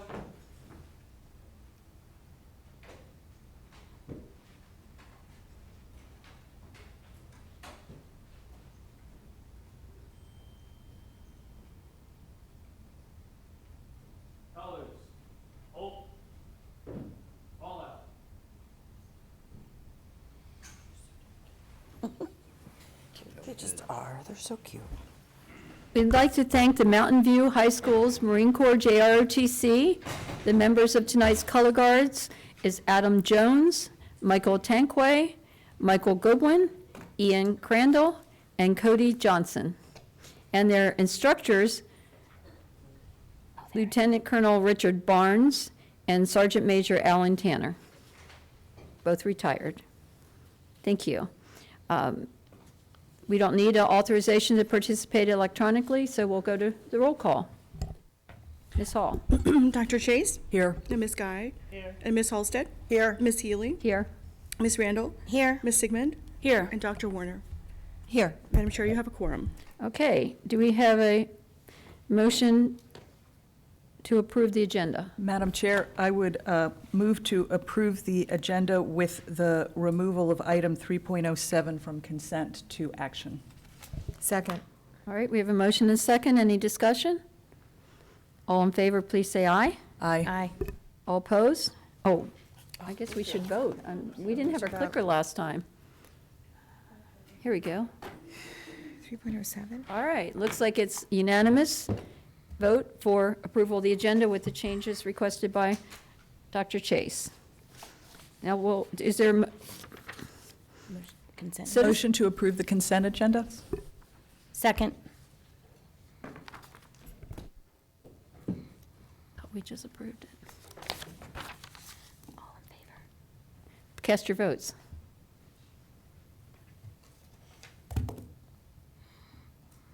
Motion is approved. Thank you. That brings us to citizen comments. Actually, Madam Chair, I've got Announcements. a couple of announcements to share at this time.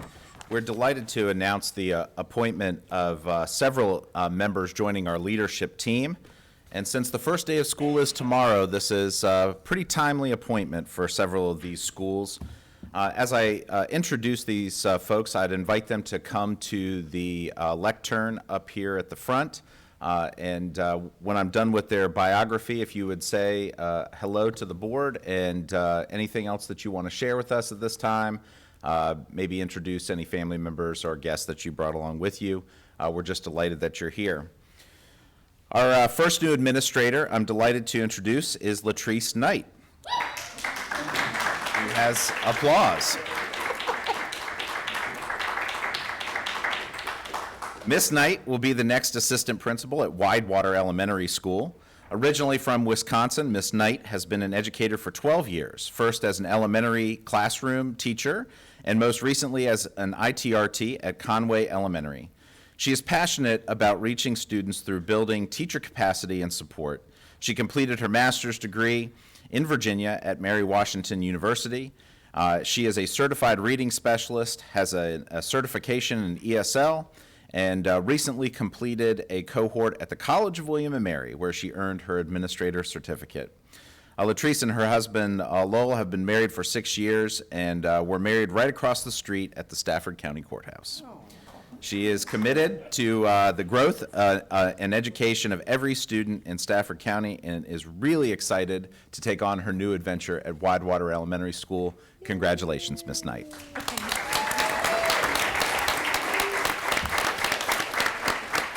Thank you all. I'm really excited for this new adventure. I was able to spend a little time at Widewater today, and I just love the staff, and I'm just really thankful for this opportunity. And I'm excited to continue to grow in Stafford County. My husband, who's back there, we've been here for a while, and this is my 4th year in Stafford County, and I really love it, and I can't wait to just continue to make it home and grow our staff and students. Great. Thank you. Thank you. Thank you.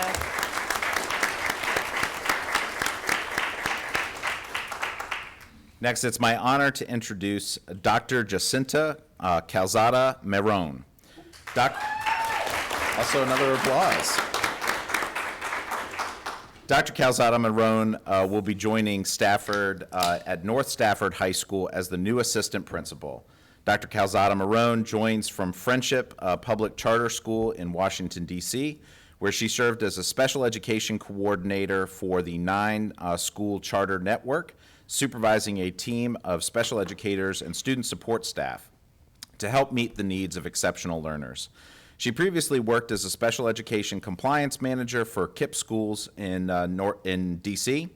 And as a special education in both co-teaching and self-contained environments in Washington, D.C. and New Jersey. She is also an instructional coach, also served as an instructional coach for aspiring teachers through the teacher residency program in D.C. and is a clinical faculty member at the Johns Hopkins University.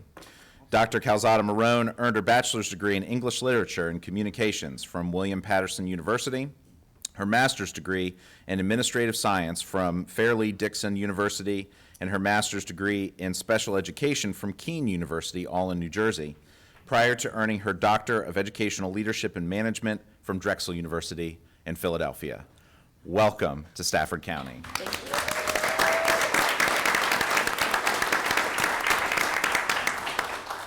I'd like to say good evening to the board, Dr. Taylor, and the greater Stafford community. I'm really excited to be part of Stafford County Public Schools, North Nation. I am excited to learn and serve alongside Dr. Turner and the other administrators at North Stafford High School. I look forward to a great number of years here in Stafford County, and thank you for welcoming me here and for the opportunity. Thank you. That's awesome.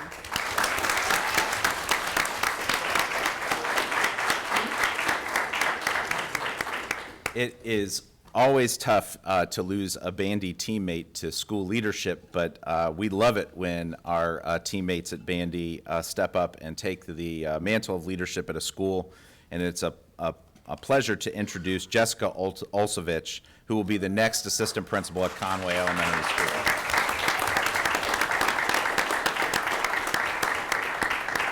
Ms. Olsovich has been an educator for 11 years, starting as a special education teacher for students with autism.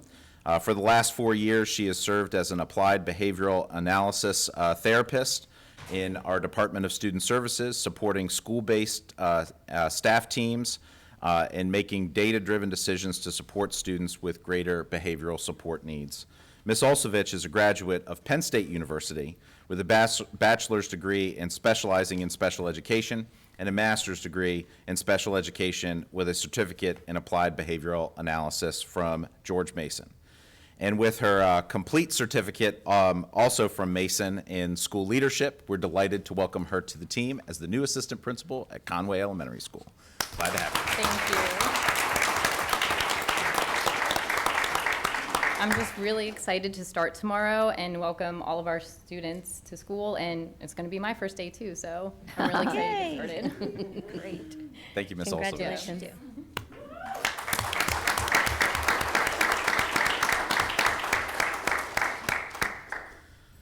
Our last appointee this evening is Jennifer Rojon.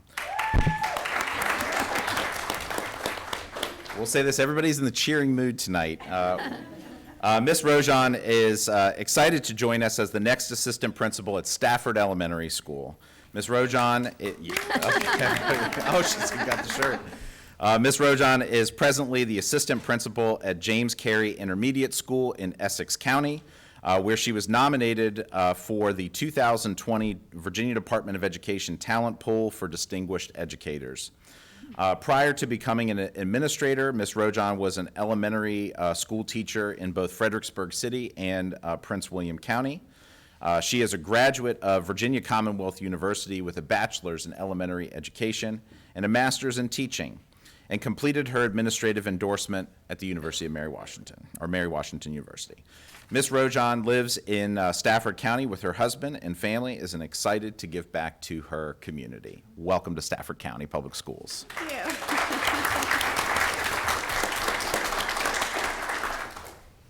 Hi, I'm so excited to be here in Stafford. As you can see, I'm ready to represent Stafford Elementary and become a Dolphin. As he said, I live here and I'm so excited to come home. This is my home. I view Stafford County as my home. I'm excited to give back to my community and raise my family here, and my son to be able to go through this school system as well. And I just cannot wait to hit the ground running. So thank you so much for this opportunity. I'm very, very excited, and I cannot wait to get back to you guys all. Go Dolphins! Madam Chair, before I yield back the microphone, and I recognize that this is highly irregular, but this is a highly irregular circumstance, I'd like to address the board and the community at this time. Okay, I don't see any objection from the board. No. Please do, Dr. Taylor. Thank you, Madam Chair, and members of the board and community. Since my arrival in Stafford County, I've noticed several issues that have needed to be addressed and many that still need to be addressed. One of the most significant issues that I've seen is how fractured our community is and how education and the development of our kids into great adults is at the center of that division at times. Since December 1st of last year, the school board, my team, and I have all looked for ways that we might create unity. One of those attempts at unity was to host an all-staff convocation this past week. We were not successful. It's important to take time to fully acknowledge the shortcomings from our convocation event last Friday. For those unfamiliar, this was an all-staff event that was held last Friday morning to kick off our strategic plan and to bring our staff together for a professional development speaker. Due to excessive heat, our event ended early. Many of our staff members had to receive medical attention and treatment for heat-related illness. Several staff members were also transported to the hospital for treatment. Even for those who did not receive medical attention, it was a traumatic experience to see friends and colleagues in distress. I take full responsibility for the way that event ended, and I am profoundly sorry that so many of our Stafford family members and teammates were adversely affected by this event. I sincerely apologize to the entirety of Team Stafford for Friday's event. The responsibility of leadership is not something I take lightly. There's a lot that can be learned from this event and a lot that will be learned from this event. First and foremost, first and foremost, we will change the way that we coordinate our large-scale events from planning all the way to execution, incorporating more partners earlier in the planning process. And something that struck me earlier today, and this is something that strikes at the heart of every educator, is one of the first things that we learn as teachers is to think Maslow before Bloom. And at the heart of that is taking into consideration the needs of people so that they can learn. It's really hard for people to learn when their physiological needs are not being met. Friday is a good example of that. We can do better. We will do better because we must do better. To this end, I'll be sharing out our findings as we unpack the issues associated with Friday's event. A bigger issue also illuminated by this event is the organizational culture that we have in Stafford County Public Schools and the freedom for people to say something that concerns them without fear or worry. This is tough in any large organization, but for us especially for some reason, and I haven't gotten to the root of that. We need to change this belief, this reality, this perception on a large scale, and this will take time. As a small step forward in repairing the trust that was lost, I would like to invite any staff member to come to one of 2 listening and healing sessions on Monday, August 15th at North Stafford High School in the auditorium, and another one on Thursday, August 25th at Stafford High School, also in the auditorium, both at 5 p.m. I'll send out details so that they're publicly available. I'll also be sending a link and some resources to staff who cannot attend in person but wish to participate in some meaningful way. I want to publicly thank our first responders for doing what they do best in crisis. And I'm also moved and very proud of the many members of Team Stafford that stepped up instantly into action to support their colleagues, friends, and teammates. Our nurses, our athletic trainers, our teachers, our staff, members of this board, and other community supporters were there and were incredibly supportive and instrumental in providing care to Team Stafford. They are absolutely heroes and deserve to be acknowledged. And I thank you for your time. Thank you, Dr. Taylor. That brings us to citizen comments. 3 minutes are allotted to each speaker or group. Speakers are encouraged to provide a copy of the comments to the board clerk. Speakers shall identify themselves by name and organizational affiliation if the spokesperson represents an organization. Speakers shall also announce the purpose or topic of their comments. Citizen comment which is profane, abusive, or which threatens imminent physical harm shall be ruled out of order by the chairperson. Although the board provides the opportunity for citizen comment, individuals desiring to register complaints against division employees or division programs, services, or activities may also utilize the procedures outlined in Stafford County Public School Policy 1113, Public Complaints. Madam Clerk, will you call the speakers who Yes, Madam Chair. signed up? The first 4 individuals will be Kathleen Butler, followed by Christian Peabody, then Michelle Wickman, and John Hatzis.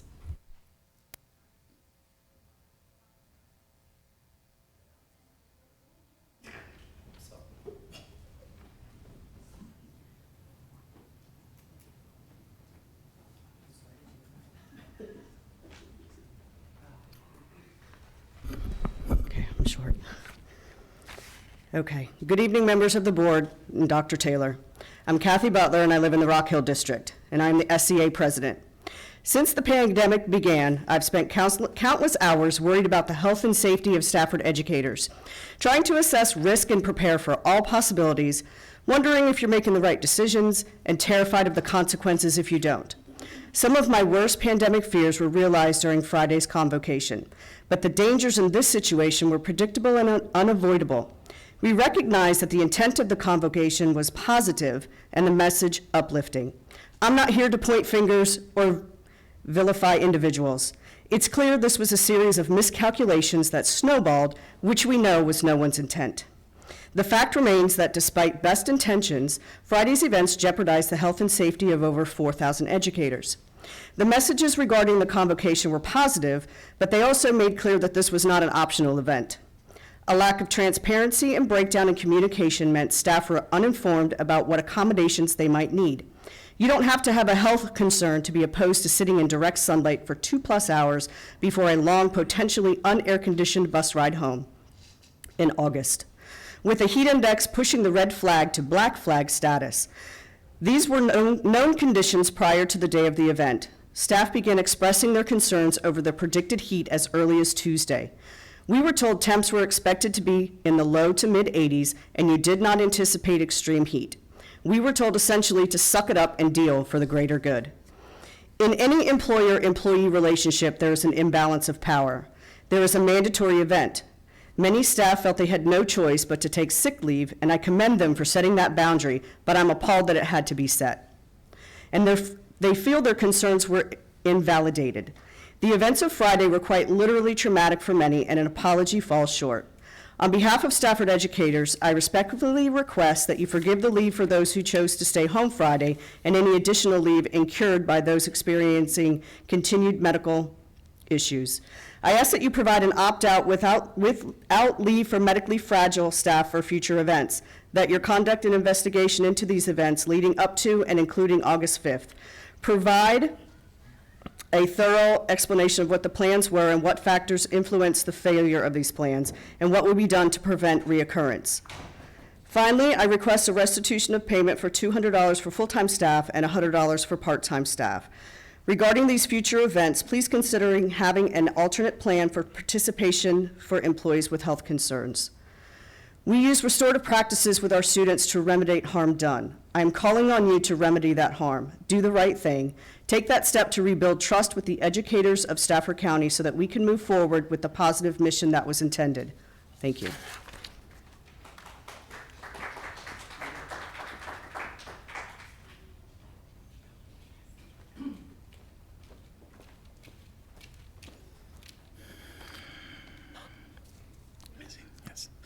Dear members of the board, Madam Chair, Dr. Taylor, my name is Christian Peabody. I live at 121 Forest Avenue in Fredericksburg, Virginia. I am the music teacher at Falmouth Elementary, and I'm returning to you now as the Vice President of the Stafford Education Association.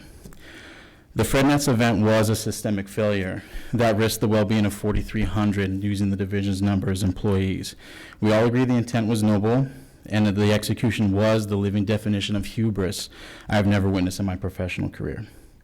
My question is, why weren't we listened to about this?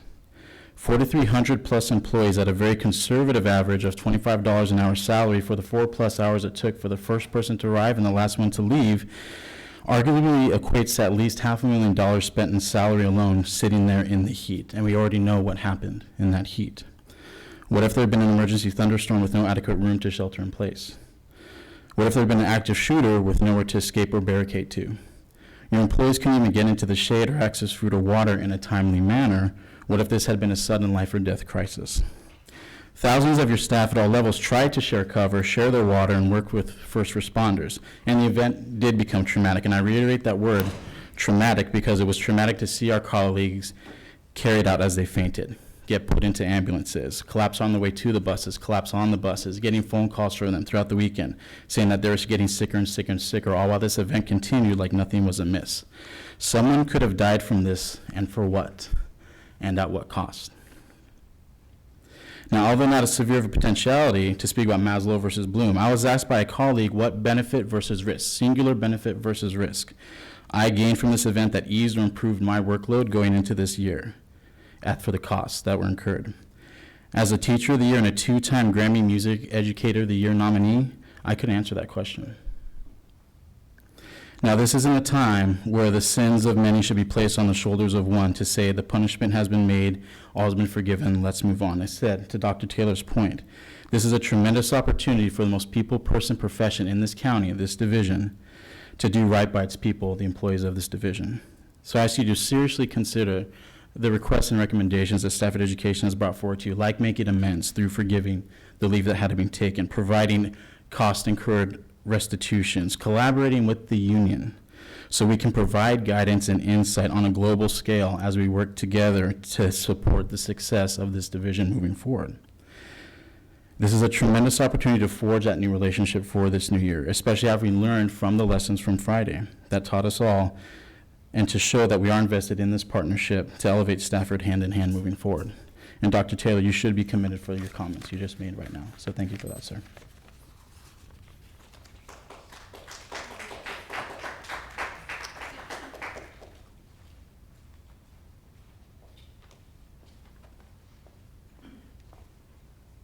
Good evening, members of the board, Dr. Taylor. I'm Michelle Wickman. I live in the Garrisonville district. I teach at North Stafford, and I am Stafford Education Association secretary.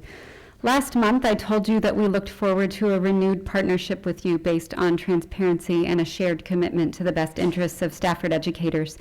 Our intentions have not changed, but in order to truly foster this relationship, there has to be transparency on both sides. Stafford educators are disappointed and they're hurt.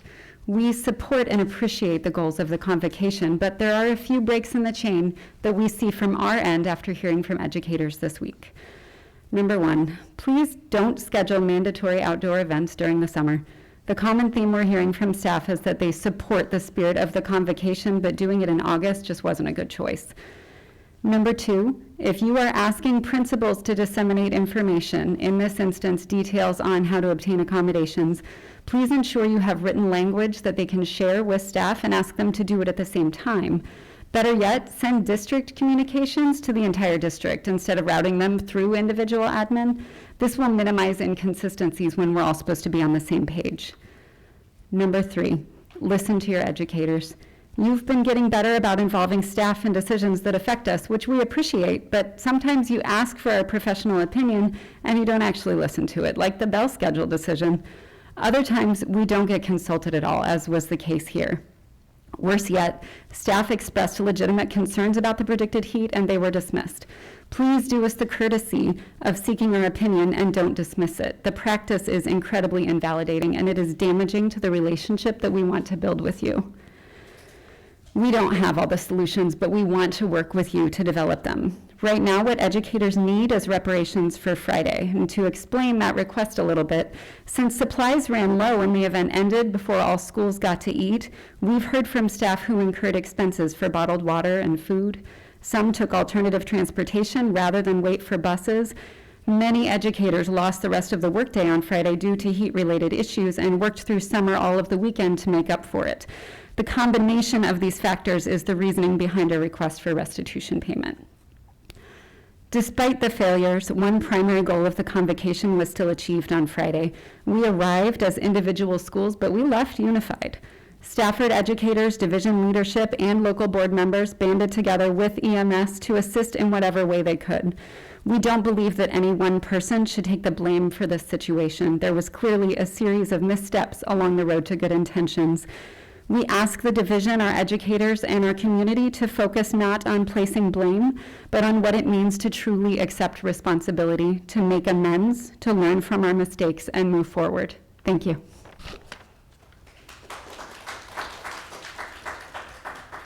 Madam Chair, while Mr. Hatzis comes forward, I'll call the next four.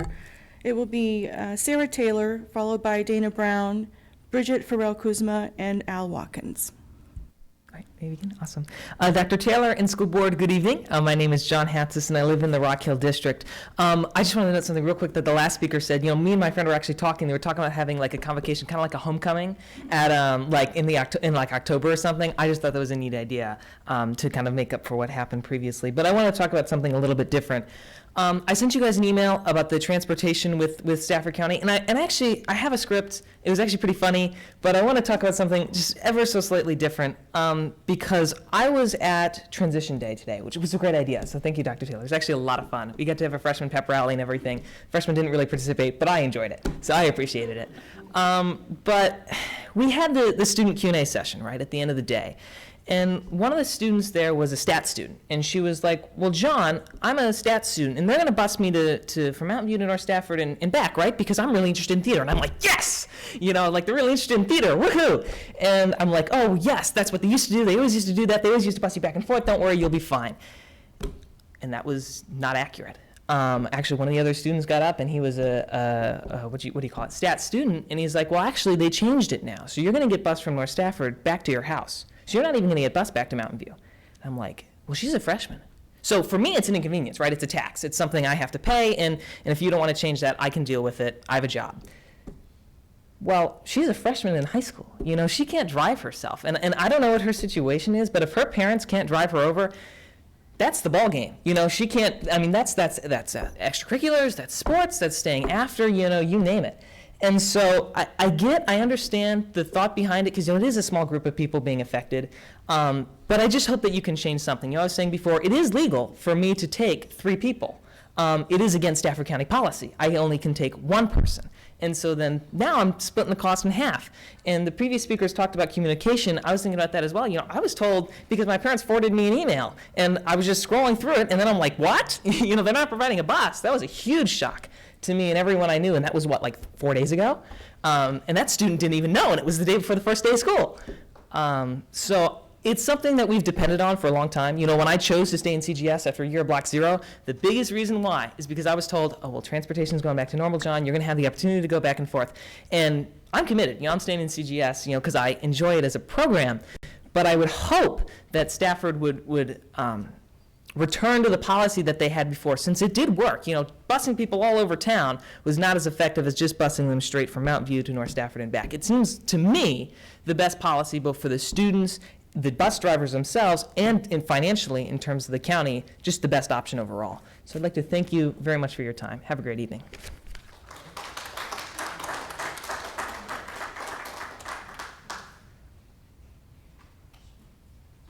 Sarah Taylor.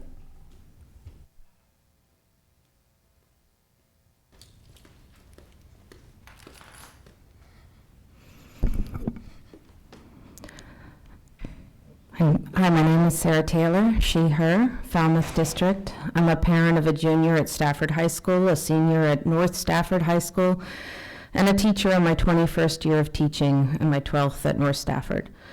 I'd like to comment on another situation in which I think intentions were good, but the execution is actually destructive to the mission of this school system, and that is the recent ban on teachers calling trans and non-binary students by their preferred names and pronouns, unless the students have a gender support plan in place, or if they identify their preferred name as their nickname specifically.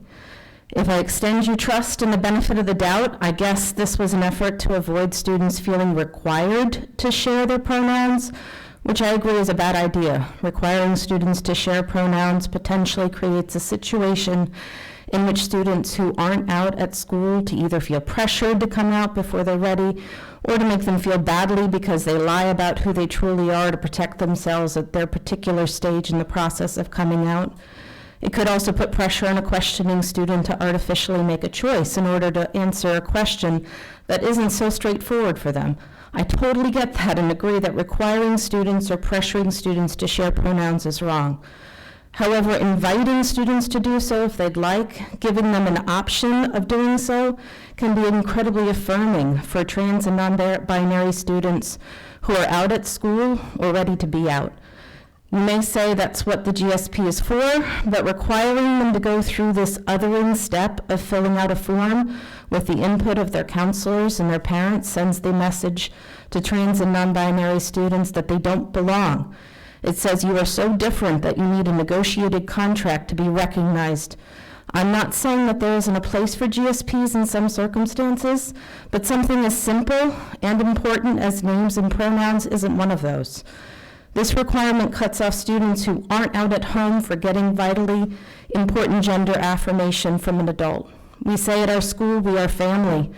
For some students, that isn't just a platitude. For some of them, it's a lifeline. What about the trans and non-binary kids who have parents who are hostile or dismissive?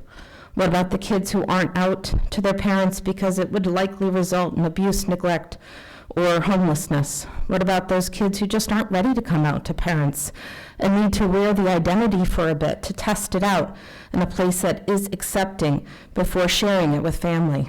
Those kids at least used to have a safe space at school where their identity was being affirmed. Now they won't. I hope this wasn't the board's intention. I hope this was just a matter of sloppy execution amongst so many other crises. But this is incredibly important and needs the board's attention. Not only is this an equity issue, thank you.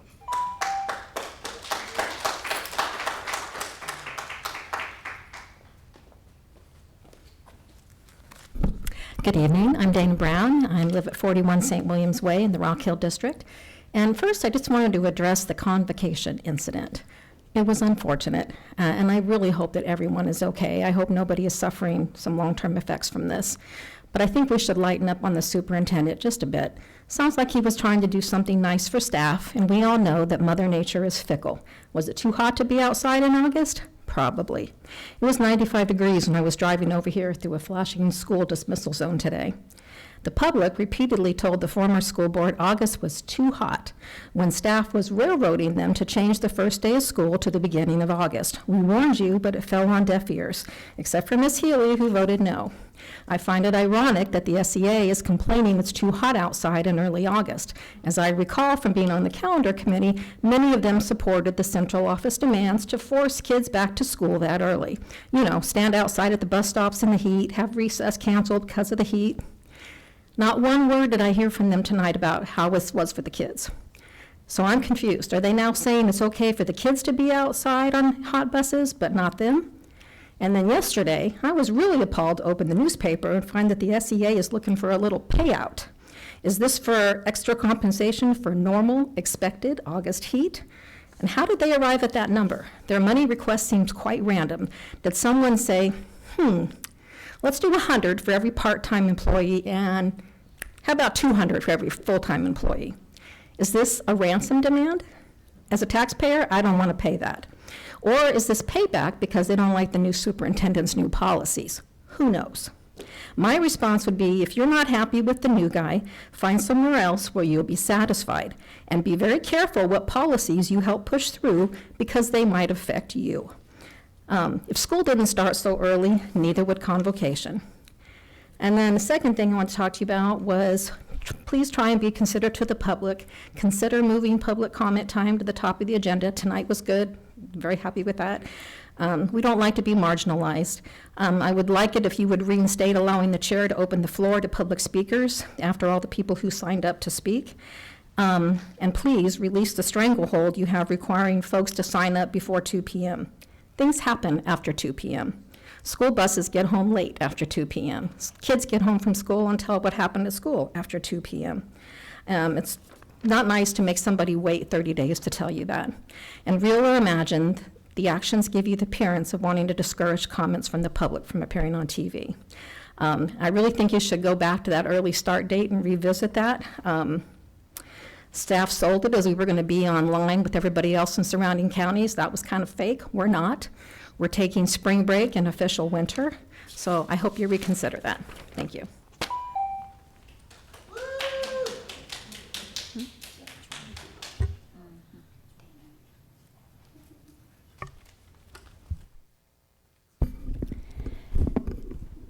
Bridget Farrell-Kuzma, Rock Hill District teacher and parent. I'm here to offer my perspective on Friday's convocation. I appreciate the sentiment of the event, the gathering, the unity, and the inspiration. Hamish Brewer's message and presentation were on point. While sitting in traffic on the bus to arrive at the event, it seemed that timing and logistics were stumbling blocks from the beginning. Obviously, of great concern is the health and safety of all those attending the event. Personally, I started feeling unnerved when those who seemed to be in charge were communicating in a frantic manner. We were spoken to in curt, almost demeaning tones. Those messages and feelings were unsettling. We were rushed out and told buses were leaving. We stood and waited for the buses with no communication. We were finally told to walk to our bus, and we were then yelled at by Stafford County Public Schools employees to use the sidewalks and the crosswalks in the spaces where there was no traffic or all traffic was stopped. When tensions are high, we all need those in charge to do all that they can to remain calm, cool, and collected. As a classroom teacher, if I were on a field trip with students and something went awry, it would never be acceptable for me to speak to students in the same manner and tone used toward me at the convocation. Yes, everything did not run smoothly, and I know many lessons have been learned. Dr. Taylor has owned the missteps and apologized. New situations come with risks. Of course, we never want the risks to come at the expense of anyone's health and safety. I feel Dr. Taylor is not solely responsible for this event and the negative outcomes that are generating much attention. I view this event as one that highlighted areas upon which Stafford County Public Schools can continue to improve, with communication and logistics at the top of the list. At the high school parent level, I feel some uneasiness about the seemingly big change to the high school schedule at the hour-long lunch block and the new and different planned use of that time. With the promotion and explanation of this change, it has been stated that there will be bumps along the road. At the district level, there were indeed many bumps in the road of the convocation event. I hope that you as a school board and we as a community do not make this a negative defining moment. I hope we can all learn from the experience while understanding the best intentions behind it. We do need to keep in mind our goals of inspiring and empowering others, even in and especially in challenging and unforeseen situations. I do believe Dr. Taylor is working to help Stafford County Public Schools to elevate us to a level where we can all excel. Thank you.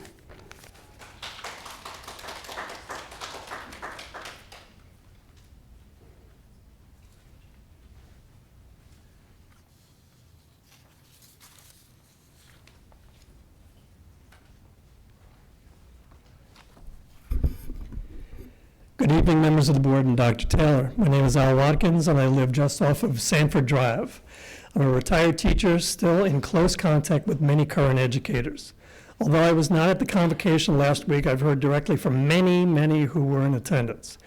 There is no doubt that the intent of the event was commendable, but ultimately the event will not be remembered for those good intentions. Bringing staff together to start the year to motivate, to inspire, to create camaraderie is a very positive endeavor. My questions regarding the event predominantly pertain to communication. Some staff members with medical needs did personally ask for their accommodations to be met, and they received emails confirming their accommodations. However, the entire staff was not alerted with an email or any other message that they could request accommodations if required. A list was created of those who were to receive assistance, like viewing the event from one of the 13 air-conditioned suites. During the morning, as the heat began to overwhelm people in desperate need, they sought to enter the suites and were initially told no, because their names were not on the list.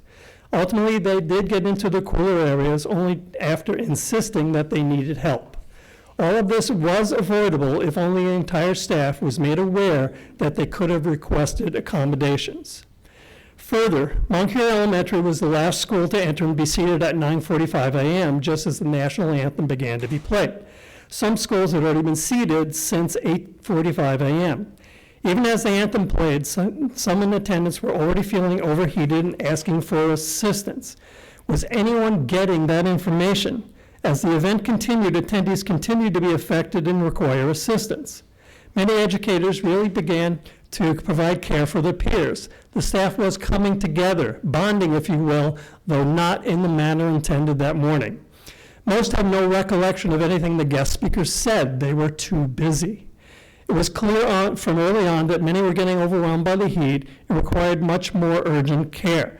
So why did it take until 11:15 for the presentation to finally end, more than an hour after the event started and well after many had shown signs of heat-related illnesses? Surely, senior staff had recognized earlier that the health of the staff was being compromised. I've been told by those on site that actually it was the EMS and Sheriff's Department that asked for SCPS staff to get the people out of there. I hope that was not the case. Dr. Taylor indicated that many lessons were learned. A thorough, transparent investigation needs to be made with the results reported to staff and to the general public, if for no other reason to make sure that the trust that has been lost can be rebuilt and to make sure that the concerns of all stakeholders are properly addressed. Thank you.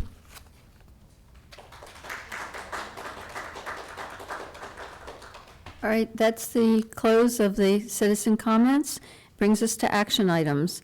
Item 5.01, appointment of 2 board members to serve as the primary and alternate liaisons to the Head Start Policy Council for the term of 1 September 2022 through 31 August 2023. Do we have a volunteer? Madam Chair, I spoke to Ms. Guy, and I will be the liaison, and she would like to be the alternate for this upcoming year. Oh, thank you. We have volunteers. Do So we have a second? move to appoint Dr. Warner as primary and Ms. Guy as secondary. Second. All right, motion by Dr. Chase, second by Ms. Randall. No discussion? Cast your votes.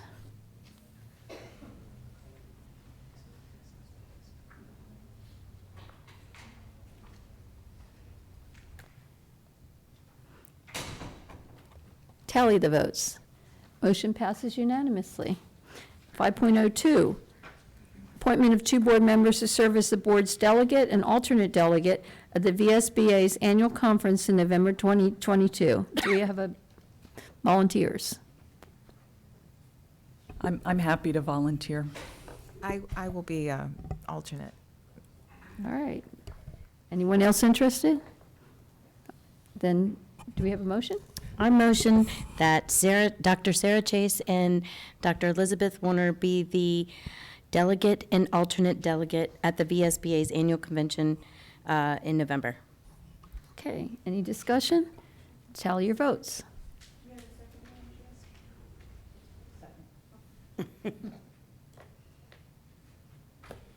Tally the votes. Motion passes unanimously. 5.03, adoption of 3 school board resolutions to request appropriation by the Stafford County Board of Supervisors for additional FY23 state funding for 1, recurring operating funds, 2, one-time school construction funds, and 3, one-time funding for bonuses for all contracted staff. Motion to approve 5.03. Second. We have a motion by Dr. Chase and second by Dr. Warner. Any discussion? Dr. Taylor, just so we can have it for the record, could you confirm the parameters for those bonuses? You know, when the contract employee has to be on our rolls and when the bonus will be paid out? Absolutely. Our target for a payout is going to be in the December pay period. So an employee would need to be with us and on our payroll on November 1st for this to be effective. And could you note that it's 500? Yeah. Correct. So a full-time employee would be eligible to receive the $1,000 bonus, and a part-time employee would be receiving a $500 bonus. Okay, and that's what the board is voting on, that motion to approve. So, any discussion? All right, cast your votes. Tally your votes. Motion passes unanimously. 5.04, adoption of the goals and objectives for the new strategic plan, stage 2 of 3. Do we have a motion? Motion to approve the phase 2 of the new strategic plan. Second. Second. Oh, gosh darn it. So fast. You got to jump in there. All right, we have a motion by Dr. Warner, second by Dr. Chase, and we'll give a third to Ms. Guy. Okay, any discussion? No? All right, cast your votes. Tally the votes. Motion passes unanimously. 5.05, second/final review and approval of the proposed amendments to finance policies 4712, 5101, 5104, 5107, 5108, 5109, 5503, 5504, 5506, 5701, 5801, and 5802, and rescission of finance policy 4601. Do we have a motion? Motion to approve, I was going to say, motion to approve all, but I would like to delay on 5802 and have that one come back. I would like more information about that one. Do we have a second? I'll second it. A motion by Dr. Chase, second by Dr. Warner. Any discussion? Is there a time when you want 5802 to come back, Dr. Chase? I would say next month would be fine. I just would like some, I'm a little confused. I thought this purchasing authority was 125, not 100,000. I thought we had raised it last year. And I just would like some examples of when we have needed to have that higher purchasing. So. Good point. All right, do we want that to go to the FAB? Or go? That would be fine. FAB's meeting before the next meeting? Yes. All right, is that all right, Ms. Sigmund? Yes. All right, well, let's put that on the FAB agenda to review that and come back to the board with a The recommendation. FAB agenda has like 10,000 things on it. Well, what's one more? Okay, well, all right, y'all. Got your morning. That's why you're fed when you're on. Fabulous. Yes, okay. Bring the good coffee. That's right. Bring your own, what do they call them, K-cups. All right. So if you could maybe put that, to make sure we get to that at the agenda. I mean, that was actually reviewed by the FAB Governance. last year, or government, I was going to say, we were on it, but since it's a finance, since it's a finance issue, we'll ask the FAB to look at. The governance committee already recommended it. All right. Recommend all of it. Well, parts of it. All right, any other discussion? No? Cast your votes.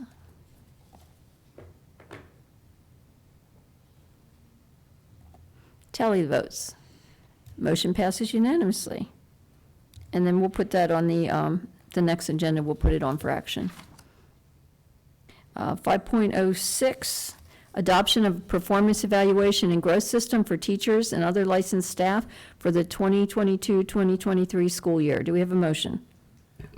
Motion to approve 506. Second. Okay, motion by Dr. Chase, second by Ms. Halsted. Discussion. Yes, I would, one of the changes in this performance evaluation that was, that I had questions about was changing the minimum amount of time required for length of classroom observations from 45 minutes to 30 minutes. And that just brought this question to me in general about what exactly does our performance evaluation and growth system look like? And so I would be interested in just a really brief review of that.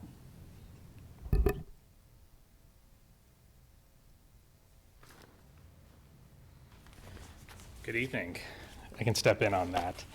And thank you for the question, Dr. Chase. Our evaluation system is modeled after the guidelines for the Uniform Performance Standards for Teaching that are published by VDOE each year and that were amended last spring. And some of the changes that were brought here tonight were meant to align with some state-required changes to the evaluation model. The state requires the use of classroom observations in evaluation, but does not require the length of observations, does not require the frequency or the timing of observations. The last time that the board adopted a performance evaluation model was 7 years ago, and it's been in use since then.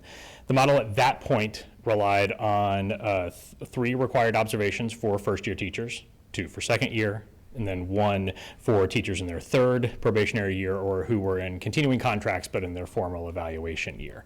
And we've learned a lot in the last 7 years, I would say, and over the last more than decade in education. And I think one of the major learnings from that was that the length of observations, sometimes 45 minutes is the right amount. Sometimes more than 45 minutes is the right amount, but sometimes less is the right amount as well. And so in a review of the policies of other divisions, also looking at other jurisdictions with a great deal of experience in teacher evaluation, we found was that the minimum length of observation was rarely indexed at 45 minutes. It was more typically at the length of a lesson or minimum of 30 minutes. And so that was the recommendation shift here. I think the continued guidance will be seeing the length of a lesson is usually the preference, but depending on how a block is broken up, how much time that is will vary. Any questions? So we're still going to have good evaluation even though we're reducing to a minimum of 30?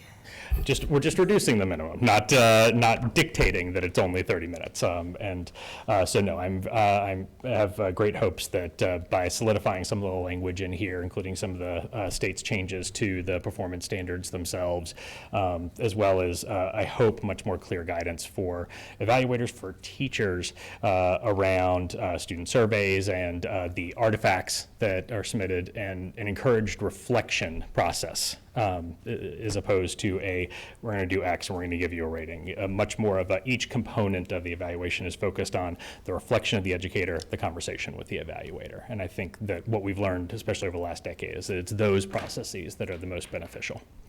Thank you, and I'm happy that you said 7 years, because I had no recollection of ever having really heard much about performance evaluation, and so if I hadn't, the only person who had was Dr. Healy. So I appreciate the information. Thank you. Did I get a promotion? I have a JD. Is a JD make me a doctor? Well, it is a Dr. Joris. I don't know. I've never had that title. And that's why when you called me, I was pretty much on track with your answer, and that was probably what I learned 7 years ago. Outstanding. Excellent. Thank you. So I have a question then, just as long as, because when I, read this the first time, I didn't think anything of it until now, like I'm looking at it, and you're talking about the observations and 30 minutes and whatnot, but, so the requirement for all teachers in their first year to receive an interim evaluation for the end of the first semester, what was it before, and what is the potential outcome that we're looking for? Sure. So this is actually something that was an amendment to state law and clarification from VDOE. Previously, there was not a requirement, there was not a specific time-bound requirement for teachers in their first year. Okay. There was language introduced by the General Assembly that said that all teachers in their first year shall be evaluated informally during their first semester.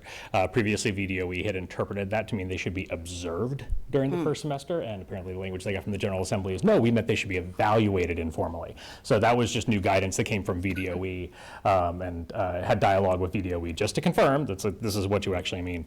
And one of the things that we're encouraging with that interim evaluation is, again, there's not a rating issued at that point, that it is an interim evaluation of what's going well, what's not going well, how can I help you, so again, that emphasis on reflection and conversation. And finding out if they have everything they need to proceed successfully through the rest of the year is what I'm hoping this means. Exactly. All right. Okay, any other questions, discussion? Not, tally your votes.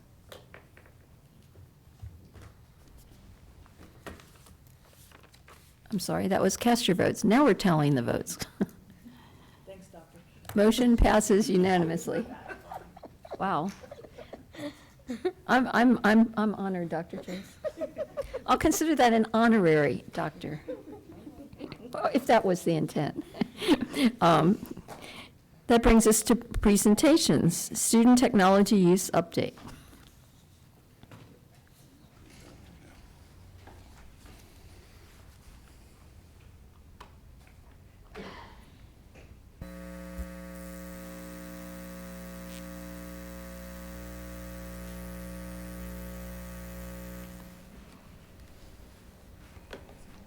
I don't think we gotta put the screen down. Missy.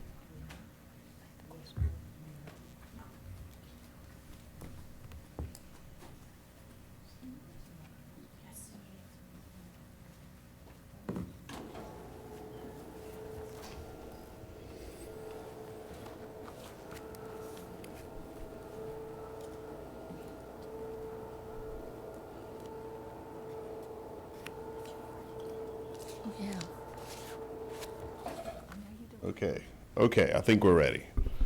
All right, so coming out of the pandemic, with all we have learned, we have an opportunity to empower every student for success in a way we probably haven't had before. Basically, we can prepare our students for the world they will find when they graduate, not the world of today. And technology is an excellent tool for this mission if it is used correctly. So what we're going to do is we'll look at three basic things. We have a lot of information here, but it's three basic things. How we're using technology, or sort of a way to look at how we use technology in the classrooms, how we're protecting our students currently, and what changes we have for next year.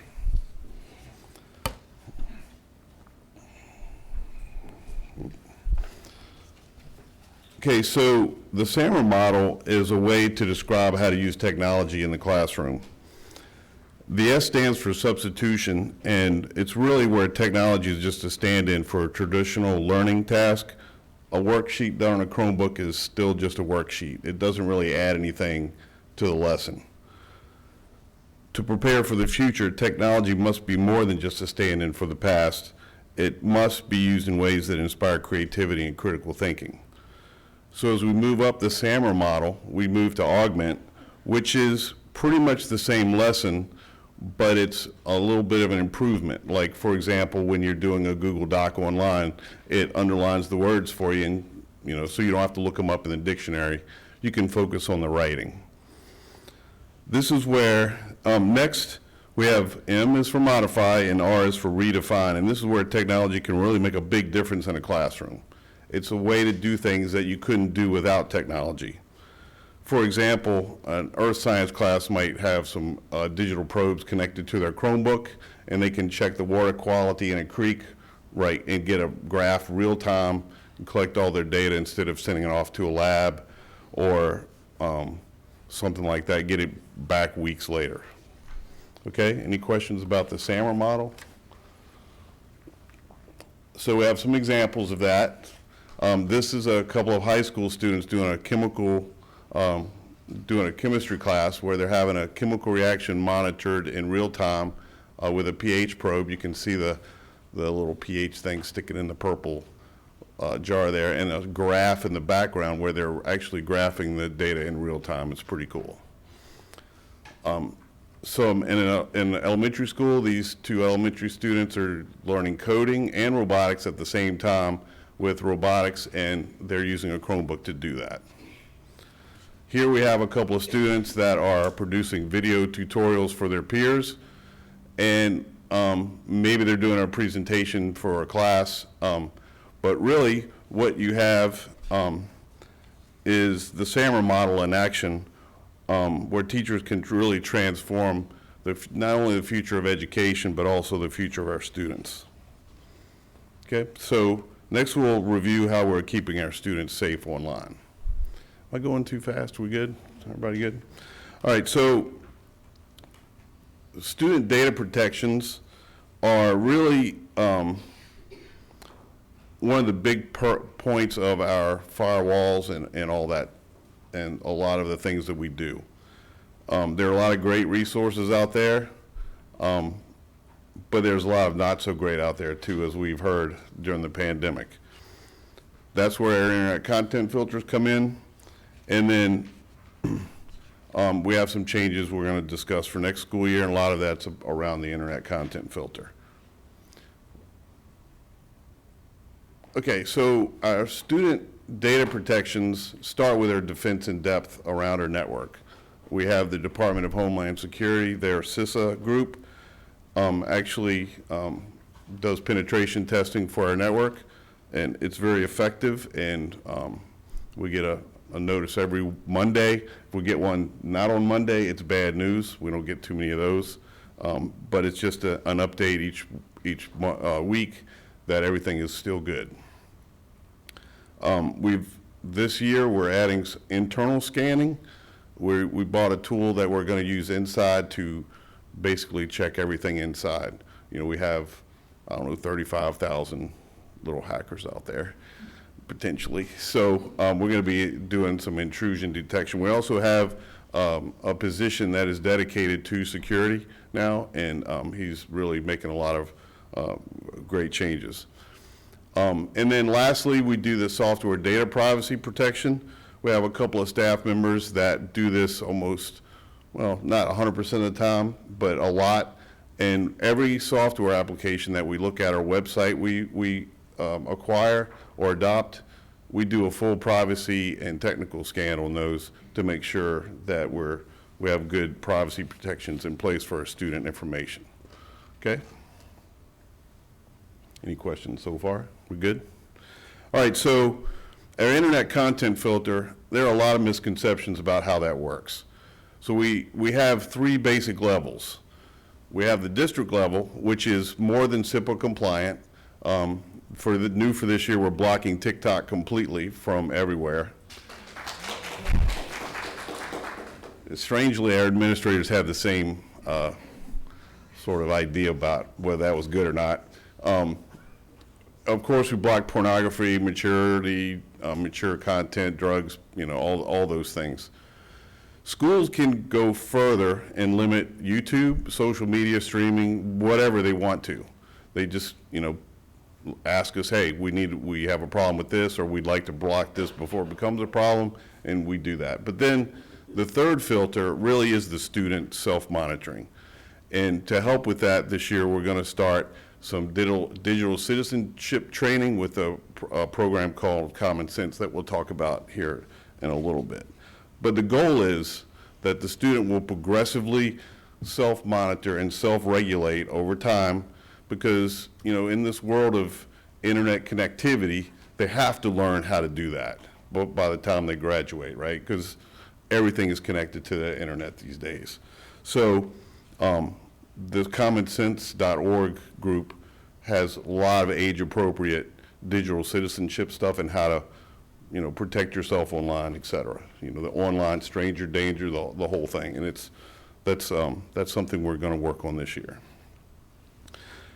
Okay, so YouTube is a special case. Of course, we're already blocking mature videos. We're blocking the featured autoplay videos so it doesn't just keep going one after the other. We're blocking the video thumbnails down the side. We're blocking the comments. The sidebar is disabled. All those things are happening already. With elementary school, at the end of last year, we ran a pilot where we basically said everybody's got to have educational categories, or they can't. Every video has to be in an educational category, or that we won't allow it on the elementary school Chromebooks. Students didn't like it. Teachers loved it. So we've rolled that out across the board this year. Okay? Okay, so changes for this school year. We're going to leave the elementary school Chromebooks on carts in the classrooms.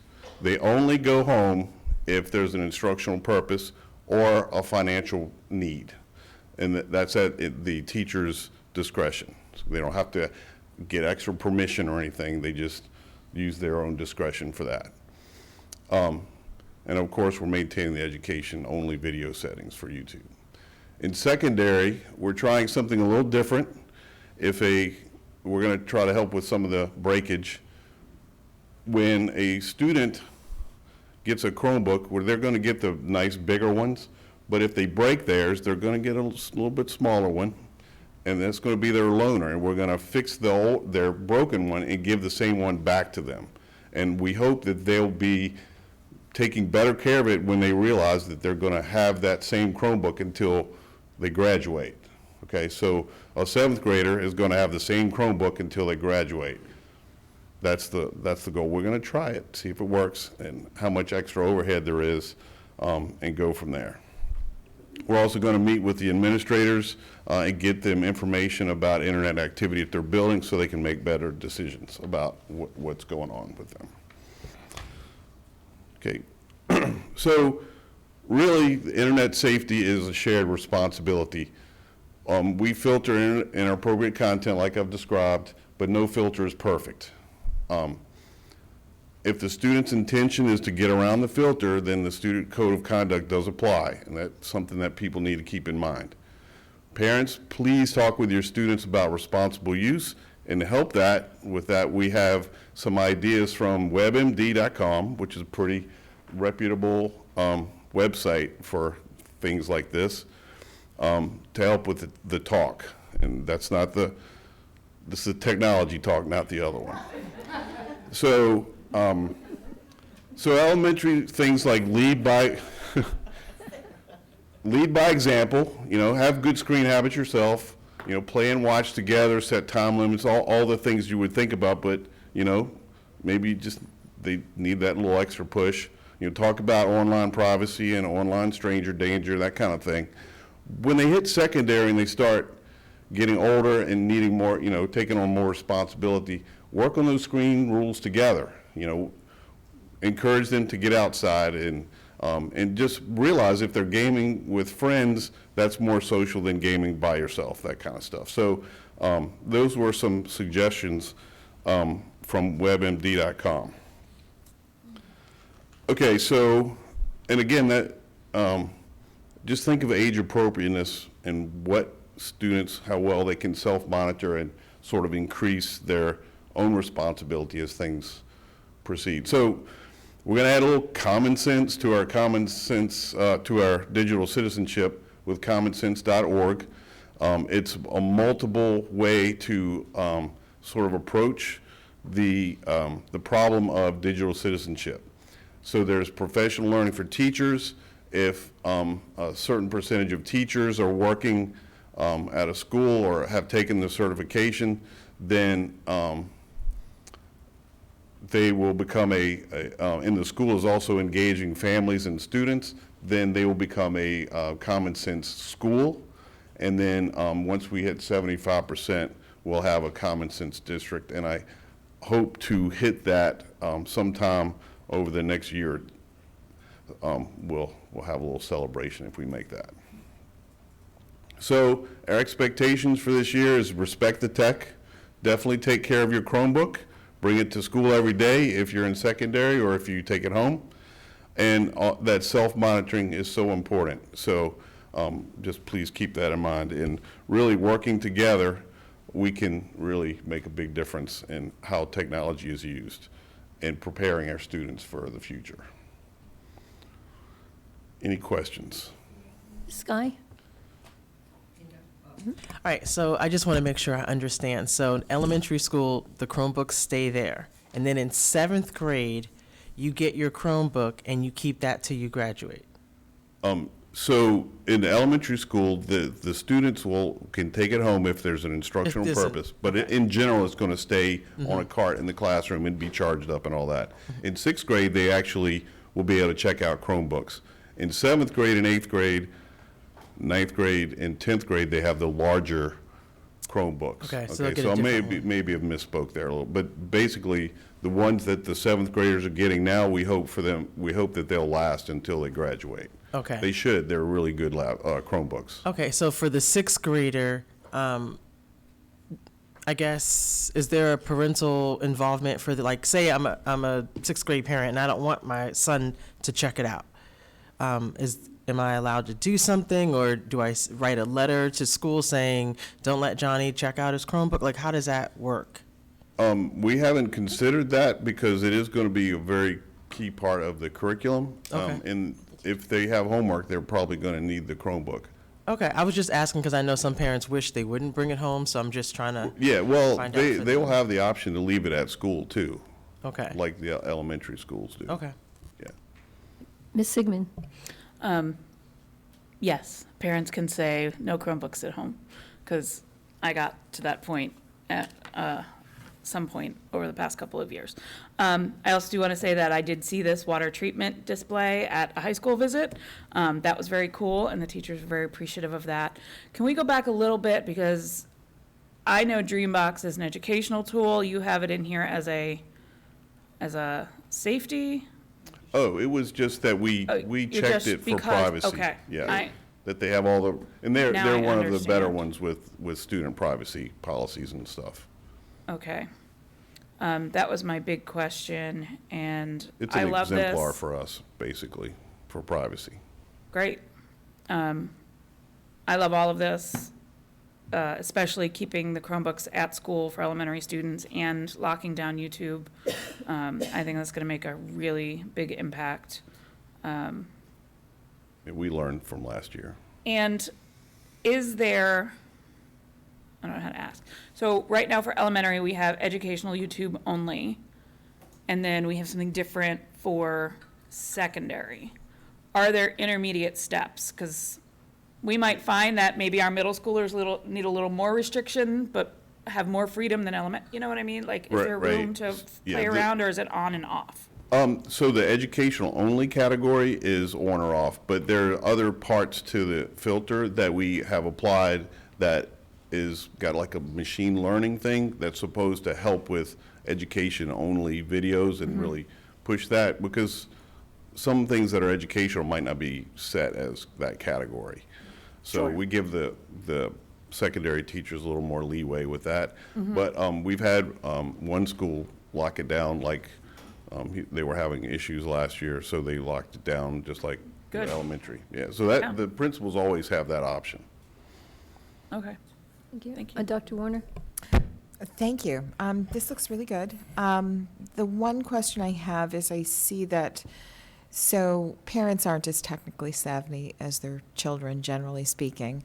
Are we offering any training classes for parents and support for them so that they have maybe more control? Because I do agree that kids have to be self-regulatory, but they're often not very good at it. So what are we doing for parents? Yeah, so the commonsense.org curriculum has a family engagement component. And in fact, I encourage parents to go to commonsense.org and click on the family link at the top, and there is a lot of resources for them to have the talk, and also just to kind of help them understand some of the things that maybe their students already understand. Ms. Randall? And I would imagine there are going to be a lot of school-based trainings going on around that concept too. Is all of that on our website right now? Not yet, but I recorded this presentation with probably a little bit cleaner verbiage for release after this is over. Okay, thank you. And also, when the 7th and up get their Chromebooks, will they be returning them at the end of each year, or will they be keeping them over the summer? That is not the current plan. We plan for them to have them available over the summer. That makes me grumpy. Ms. Halstead?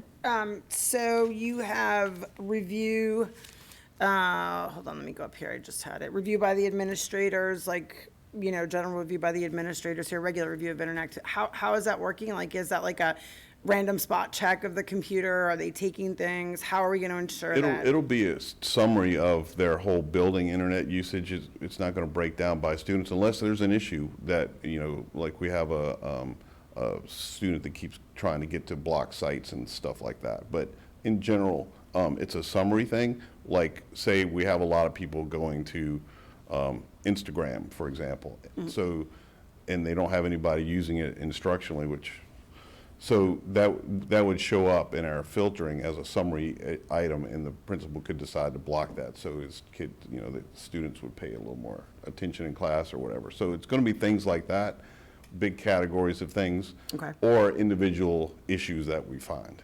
Okay. So you'll see a printout at the end of, you know, all time of like each site that was attempted to be hit. Is that how that works? Like Yeah, it's summary and like top 50 kind of things, because it's a lot of. I bet. Yeah. All right. So last year we had some parents who took Chromebooks indefinitely away from their kids for, you know, inappropriate use and whatnot. So do we have any accommodations for parents who are not happy with Chromebook or have banned Chromebook from their home, not just their homes, but from their student? Because we have to acknowledge that as well. Yeah, so they can absolutely ask the school to just keep them at school. That's not a problem. Okay. Or as soon as it comes in the house, they could just collect it, you know. Well, my There's question lots is, of would workarounds teacher- at the but- schools. well, I They're was very, gonna very say, creative. Yeah. Yeah, the school. Yeah, the I just want to make schools sure can that we're definitely still handle that. doing that, not just, we haven't taken that off the plate yet. Okay, and then my final question is, you said the administration can limit as they go along. We all start with the same blanket one. If there's repeated, then they can change. is that a set policy written down, or is that just an arbitrary, like, Yep. game time decision? As we're going through the school year, Right. we can absolutely change it. In the principal meetings we have, Okay. we talk about that pretty much every time. But are the parents aware that, and teachers aware that, accessibility to certain websites might be limited as you go through? Because who knows what these guys have? They're so creative. Yeah, I just want yeah. everyone aware that things can change. They and could, that yes, we're absolutely. not saying this is a complete situation. It's a fluid, moving situation. Yes, ma'am. Okay, All true. that's all. Yeah. So I just want to follow up on the comment about if a parent doesn't want their child to bring a Chromebook home, but all their homework is on, like, do they still have physical textbooks that they could bring home if they're not going to have the Chromebook at home? Can they get printouts of the worksheets if they're not going to have the Chromebook? And that may not be a question for you, that may be a question for. That's not really a question. And actually, for that's me. a great opportunity. And Jay, if you could, Mr. Cook, if you could go back to the SAMR slide. Let's just take a quick second to go back to the why. Stafford made the switch to Chromebooks out of necessity in the middle of a global pandemic crisis. And candidly, Stafford was late to the party. There have been school districts that have been utilizing technology for over a decade. As a matter of fact, Henrico County first distributed laptops for students to take home in the year 2000, 22 years ago. This is not a new concept or new idea. The SAMR model is not a new approach, but it is very new to Stafford, and this is our heavy lift instructionally. If we are just doing worksheets on Chromebooks, they are very little value to us in terms of return on investment. But if we are utilizing the technological resource to do some remarkable things that we otherwise would not be able to do without the technology, that really is the opportunity to give our kids a competitive advantage that they can take with them in life after high school. So, I think that this will take some time and take some adjustment. There's still a novelty factor to kids having their own device that's school issued. And so as we develop it, this is really an instructional chore just as much as it is a cybersecurity or a technology use chore for parents and adults in the school. It's very much an instructional thing that we need to focus on how we might make our lessons a little bit more engaging and a little bit more toward the modify and redefine elements of the spectrum so that they can leverage the tool a little bit better. Leveraging the tool just in the substitute form provides little value for where we are as a school system and what we need to do to elevate.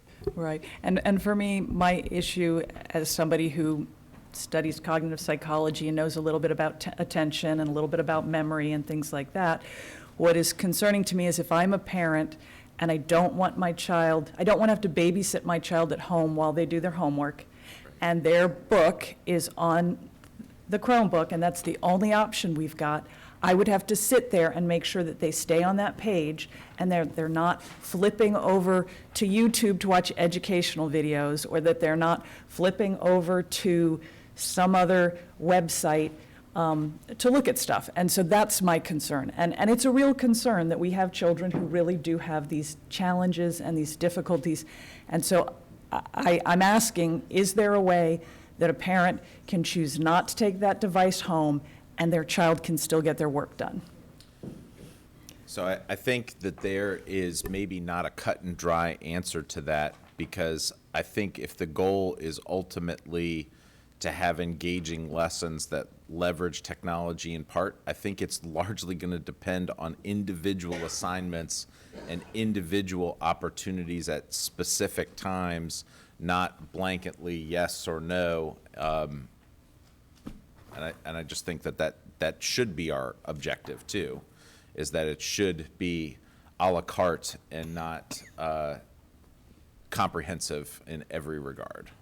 And then another question. So I love that we have this filter at our schools. Does it filter their cell phones? Only if they're using the Wi-Fi.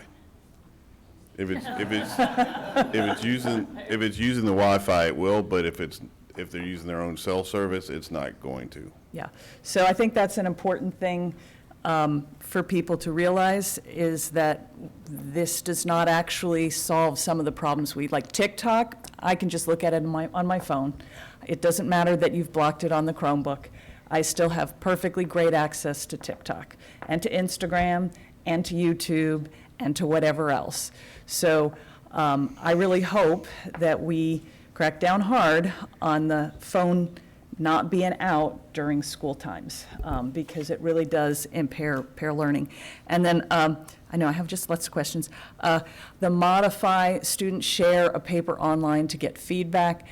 Do our teachers have electronic pencils with which, and will they work with the Chromebook so that the teacher can just write their comments on the page rather than having to use these really complicated interfaces? It's built into the Google Drive Terrific. system or Google Doc system, yeah. Great, thank you.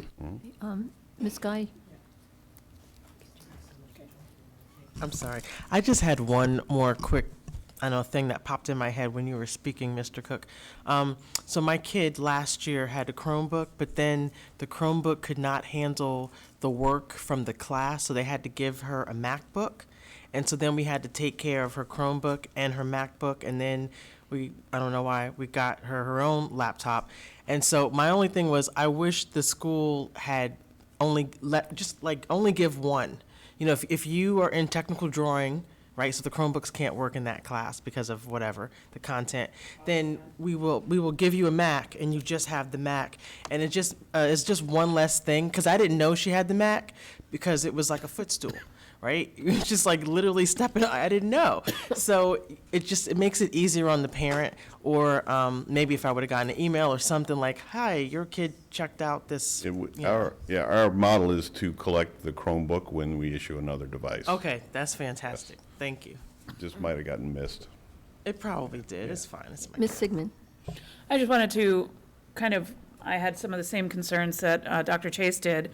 So with our laptops, we have locked things down at school, but parents will still need to be aware when their child is connected to any other network other than school. Have there been any changes to the Chromebook themselves as far as security-wise? Yeah, that was actually part of the presentation that I forgot to add. There's a network inside the network filter, but there's also one on every Chromebook too. Mm-hmm. And I forgot that part in the presentation. So thanks for asking that. And yeah, so wherever the Chromebook goes, and wherever the student logs in, it doesn't matter where, the filter will run on that Chromebook. Okay. That's good to know. And then I know you mentioned that we are not doing TikTok. Are we blocking all social medias, TikTok specifically? We're blocking TikTok specifically. Okay. But we can add to that. I'm sorry? Oh, okay.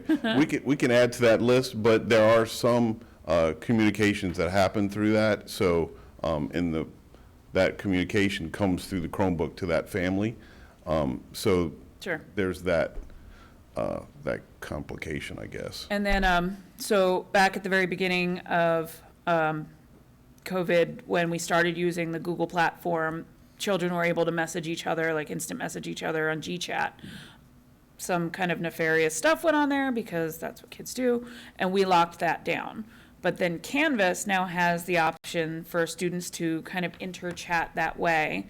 And I've always just kind of been concerned about how that's monitored, who monitors that, or if it's monitored at all for inter-student communication. It's all those things are filtered. Whether somebody's monitoring it or not is a different question. I'll have to check into that. Okay. If there's on my daughter's cell phone, for example, we got a violence alert from her European history homework because it talks about, war. So I didn't know if there's some sort of content filter where if certain topics are being discussed, especially if it comes to health and safety issues, that if there's a way for anybody who needs to know can get ping, so for taking just a little bit of a closer look. Yeah, we'll take a look at that. Thanks. Try to get Any other some questions, information. comments? No, that brings us to 7.01, superintendent's reports and comments. Dr. Taylor. I'm going to do this from down low. He just doesn't want to sit anymore. He just doesn't want to sit anymore. Thank you, Mr. Cook. Thank you, Mr. Take that away. There you go. Good evening, Madam Chair, members of the board. I am delighted to be here on the eve of the 2022-2023 school year. There's a lot that I want to share tonight. In particular, today was our transition day, where we hosted kindergartners, sixth graders, and ninth graders in all of our schools today. And today, I can tell you, was an undeniable success. Our schools definitely were excited to have our kids back in our school buildings. And for the students that were in our schools, this was the one time that they could have the entire school to themselves. And I want to congratulate our principals and teachers for putting on such engaging programming. I got to spend the majority of the day in one of our high schools, and I got to interact with some ninth graders who were not enthusiastic about coming to school in the morning, but were a little bit more wide awake in the afternoon.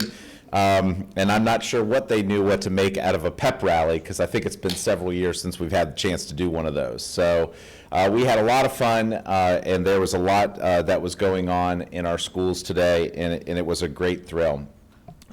There's been a couple of changes in terms of our communications with families and with staff members over the past couple weeks that I want to bring to everybody's attention. We are issuing an internal newsletter to staff on Mondays that folks receive via email, and we issue a family newsletter every Friday afternoon that has links and updated information about the happenings going on in Stafford County Public Schools. If we have families out there that are not receiving this newsletter, we'd love to know about it, because we want to make sure that people are getting this information. It's great that Mr. Cook was up here talking about parent education and some of the resources that we have. And one of those resources you may have noticed in our last issue of Elevate Weekly, which was a little tag to talk about phishing, which is something that online predators do to solicit information from people and violate their privacy. And so we are hoping to drop little tidbits throughout our newsletter and throughout some of our publications to try and educate our community, to make them a little bit more savvy in terms of digital citizenship, as well as the happenings that are going on in Stafford County. We are thrilled today that this was our first crack at our bus schedule, and no first week of school goes absolutely perfect, but we really were very pleased with the performance of our bus schedule today and how things went. Granted, we were catering to about 7,000 students and not our usual 31,000 students, but it was a great dry run and a great opportunity for our drivers to get to know their routes. We certainly ask our families to recognize that this short week, this first week, our drivers are still figuring out a few things, and to help them along and be patient with them. Our groups that we're transitioning are usually the ones that need the most assistance with transportation, so this really was an opportunity for them to help as well. Which kind of brings me to the last topic that I wanted to bring to the board's attention. And at 7 o'clock this evening, I sent a notice home to families that included some information that I wanted to share about school safety, because I know that this is a topic that has been on the board's mind and on the community's mind, as well as my mind, for much of the summer and really all of the time. I sent a video home this evening to parents and even to our secondary students, and it was a different video for students and a different video for parents that talks about this topic of safety and how important this is. And in that video, I say that I would love to tell you that instruction is our #1 priority. It's not. The reality is that campus safety is really our #1 priority. And so there's really three dimensions of safety that I want to bring forward tonight to talk about. One is the physical campus safety that seems to be on all of our minds today and throughout the summer. Cybersecurity and online safety, and of course our whole child supports, and I'm not going to dwell too much on that because Jay covered a lot of that. And the last one is continuous improvement and how we focus on safety moving forward. So this is probably our most outward-facing dimension of safety. We have a Department of Safety, Security, and Risk Management. We do a lot of extensive monitoring of what's going on in our schools, both with physical eyes and with cameras. If this presentation lacks any specificity, it's because we don't want the quote-unquote bad guys to know all of our tricks, but we do have a pretty robust safety program, and a lot of it is preventative, and that really is a large part of our focus. We do have practices and drills and protocols and emergency plans to help our kids exit buildings in the event of an emergency. There are regulations surrounding fire drills, lockdown drills, bomb drills, and all of the sort, including tornado drills, because there are a number of tornadoes in Virginia every year. But it's important to note that it's more than just the drills and the protocols that we take into consideration. We do pretty robust background checks of employees and visitors who volunteer in our school space. We are increasingly more interested in our physical infrastructure and our physical space and how our school buildings might become physically more safe. This is a particular challenge that the board discussed earlier this evening in your work session, talking about capital improvements. We have a number of buildings that are aging, and they're not showing their age particularly well. And in addition to not meeting our space requirements, which sometimes elevates to the top of the list of concerns, our real concern is how might we keep our students in the most safe learning environment as possible. We have robust threat assessment protocols that we lean on, and as the board knows, our student code of conduct has come into laser focus this year as we try to establish or reestablish positive norms for student behaviors, and that's actually a major theme in the video that was sent home to parents and students. But this is particularly important. Our partnerships with law enforcement are also of importance to us. I will say that we do not have a school resource officer in every one of our schools, and that's a problem in terms of the resource that person provides. I'm not saying that it's always necessary to have a sheriff's deputy in every school, but in our secondary schools, it is a little bit of an abnormality in Virginia to not have a school resource officer in every secondary school. We have several schools that share. But we are very grateful for our partnership and coordination with our sheriff's department. They do a tremendous job in working with us. They have great lines of communication with us. And we also have additional security personnel in our secondary schools. But this is a challenge should we find ourselves in an adverse position. It is something that we have to look at moving forward.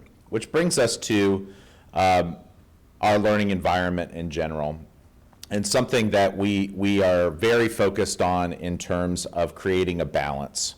We want our kids to come into a school that is really bright and welcoming and have a workforce that is really excited to be in support of children in our schools. But it's a little tough when everything around every corner is in narrow windows or locked down space or cinder block walls and locked doors, but we do need to be mindful and balance that safety requirement. So for example, the ideal environment for us, and you can experience this, any community member coming into Stafford schools, is that you're going to come in through the front door of a school that's a double entrance. That double entrance exists for the safety of the people inside that school, But hopefully, after you go through the second door and you enter the main office, you're surrounded by love and support and smiling faces in our front office, and our staff is there to greet you in a welcoming space. But we need to be mindful of keeping our school and its perimeter free from those that would wish to do harm inside of our school space. One of the ways that we can help keep our schools safe is having a really engaging and exciting learning environment where relationships are built between teachers, staff, and students, as well as parents, so that everyone feels comfortable to say something when they see something that doesn't sit right with them. That really has led to more successful support of dangerous situations than anything else, is positive relationships between staff, students, and parents. And when those three groups are working together to keep schools safe, good things tend to happen.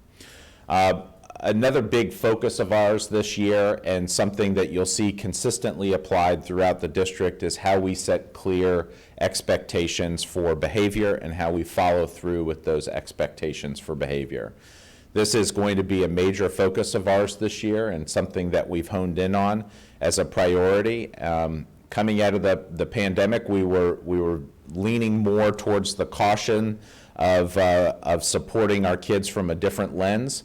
And one of the ways that we know we can continue to support our kids is to set some expectations for them and hold them to those expectations and help support them to meet those expectations. The social and emotional development of our kids is critically important, because that is ultimately what our goal is to graduate kids who are prepared for life after high school, but that are also the good neighbors that we want to have that live next door to us. We do offer mental health services, counseling, and wraparound services to address everything from food insecurity to needs for mental health supports, but this is an area that we need to continue to focus on, and an area that we need to continue to grow. Because as our community evolves and changes, and as neighborhoods continue to evolve and change, the neighborhood needs tend to change as well. And we need to be mindful of that, and the supports that we offer at school also need to mirror some of those changes. Another area of growth for us is how we might access community support, and how we might offer community support and be a vehicle for offering that community support. The last space, and probably the area where we excel but also have a lot of room to grow, is training. Training on processes, training on approaches, training on how we serve kids and families. This is a huge area where we have done some great work and had a tremendous amount of respect, a tremendous amount of progress, but also need a tremendous amount of growth. The tricky part with training is that our need for training never ends, and that as we bring on new staff members and try to build out some of our capacity, we also need to bring them up to speed, and we also need to make sure that everybody is operating from the same page. Which kind of brings us to where we are as an organization and what our target is. And to be very clear, it's focused on how we get better as an organization and how tomorrow is safer than yesterday. Our ultimate goal should always be to be the safest school system in America, in all of the different dimensions and all of the different focal points that we have. But it's very hard to become the best overnight, and it's very hard to become the safest overnight. So what I ask of us as an organization is that we be the best at getting better at being safer. And as we do that, there's a lot of things that we have adopted as approaches and continued to lean into those as best practices, everything from reviewing our performance data, whether it be discipline or critical incident or threat assessment data, having tabletop exercises to simulate crisis, and after action reviews when things don't go well. I would love to tell you that every single thing is going to go perfectly right all the time. It's not. I think we've got good evidence of that this evening. But these are important processes to go through. Annual school safety audits, after an event has occurred is also something that needs to become the norm in our practice. And for the most part, we're actually doing pretty well with that. Something that's new on our radar for safety is our facility condition assessments. In what shape are our existing school buildings and physical assets, and how does our portfolio of physical buildings and assets look in terms of safety, and what do we need to do to enhance safety in those spaces? That needs to be a more emergent question as we continue to look at our capital improvements and the things that we need, not just space, but also how do we keep our children and our guests and parents who visit our schools, as well as our staff members, safe at all times while in those spaces. To that end, we spend a lot of time reviewing our policies, practices, and protocols. This is actually a pretty important aspect of this. In particular, a recent change in terms of our approach to how we deal with external threats coming into the school building. All of our administrators were trained on a new process this summer to address how we respond to external threats coming into the building. And I will say that our training was expertly done, and our team responded with great questions and a great response that they could carry on to their own faculties. But it's important for us to continue to stay sharp. And so with that, we will be looking into how we might request some additional support from law enforcement to not be such an outlier with our secondary schools being supported.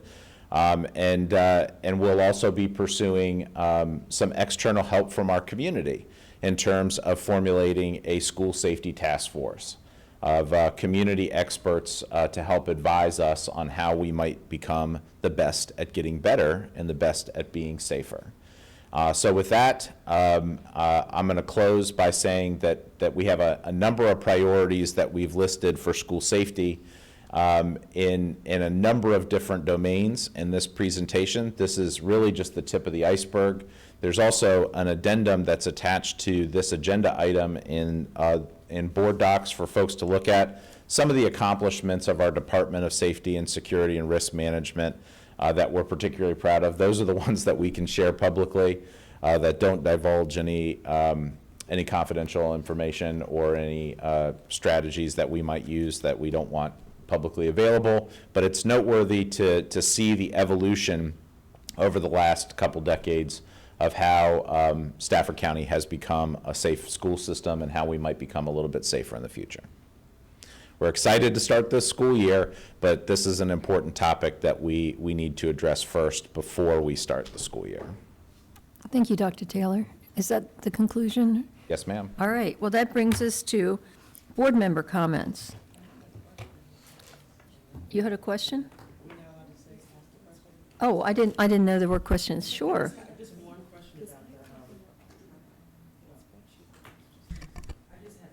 One quick question about the facility condition assessment, which I thought was awesome. Parents have been asking for that, but that wasn't the word, like we didn't know what it was called. So will that be made public?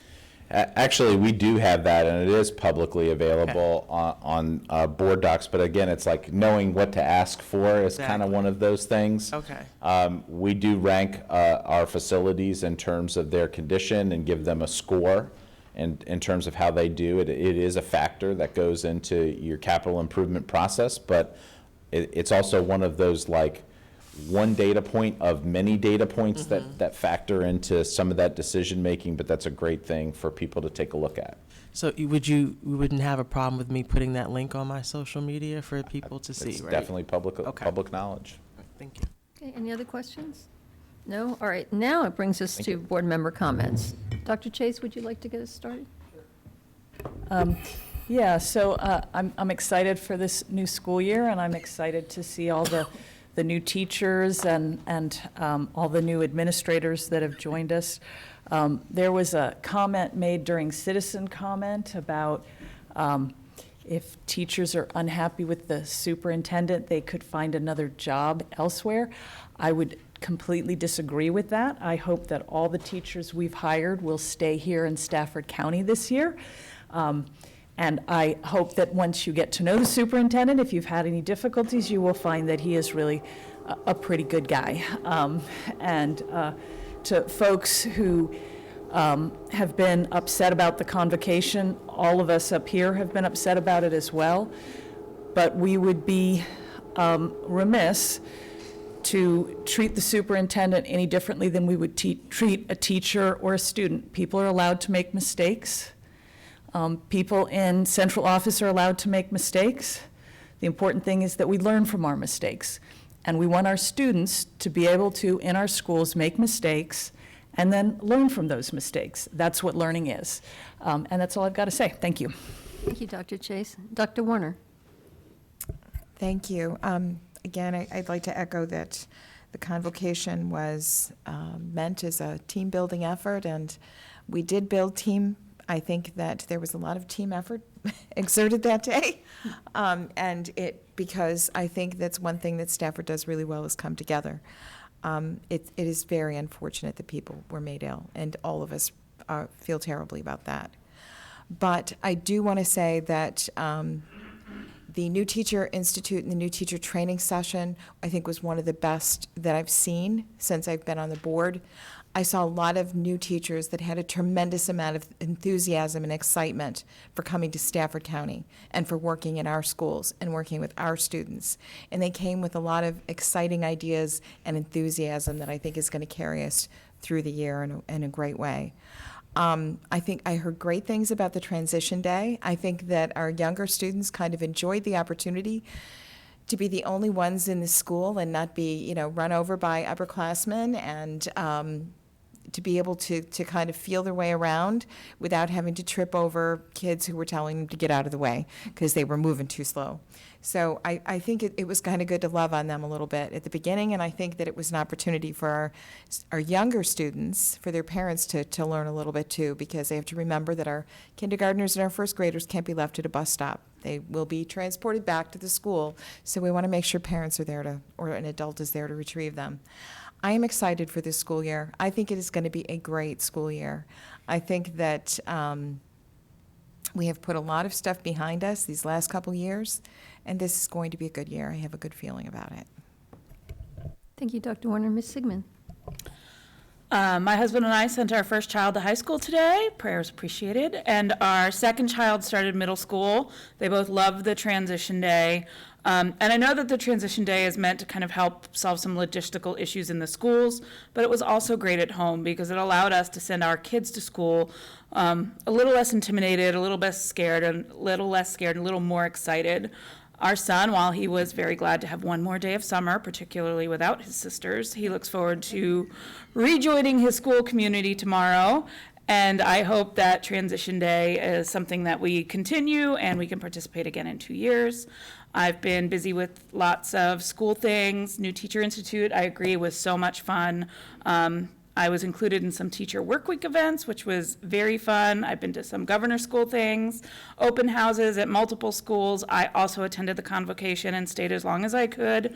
But I think Dr. Taylor's sentiments very closely echo mine. So I will not, spend more time building upon those. I did want to provide an update as well from the FAB. We met earlier this month. We did discuss the budget calendar, which will very importantly include community town halls to discuss community budget priorities. So please be on the lookout for those dates coming near you. I think they come February-ish timeframe. It'll be cold. Come on out. It's no surprise that Stafford County is growing, and with it, so is our need for seats for our students. What may surprise you, because it kind of has surprised me, is that we're already growing faster than we expected. And this is something we have to prepare for in one way or another. Now, we can spend money on trailers and their associated infrastructure. We can spend it on fuel, we can spend it on buses, or we can spend it investing in construction. And that's why these town hall discussions are really, really important, because the children are coming and we have to educate them. And we need to do that in the best possible way we can. Another consideration brought to FAB was asking Stafford County Public Schools to consider leasing school property to a company that wishes to put up a cell phone tower.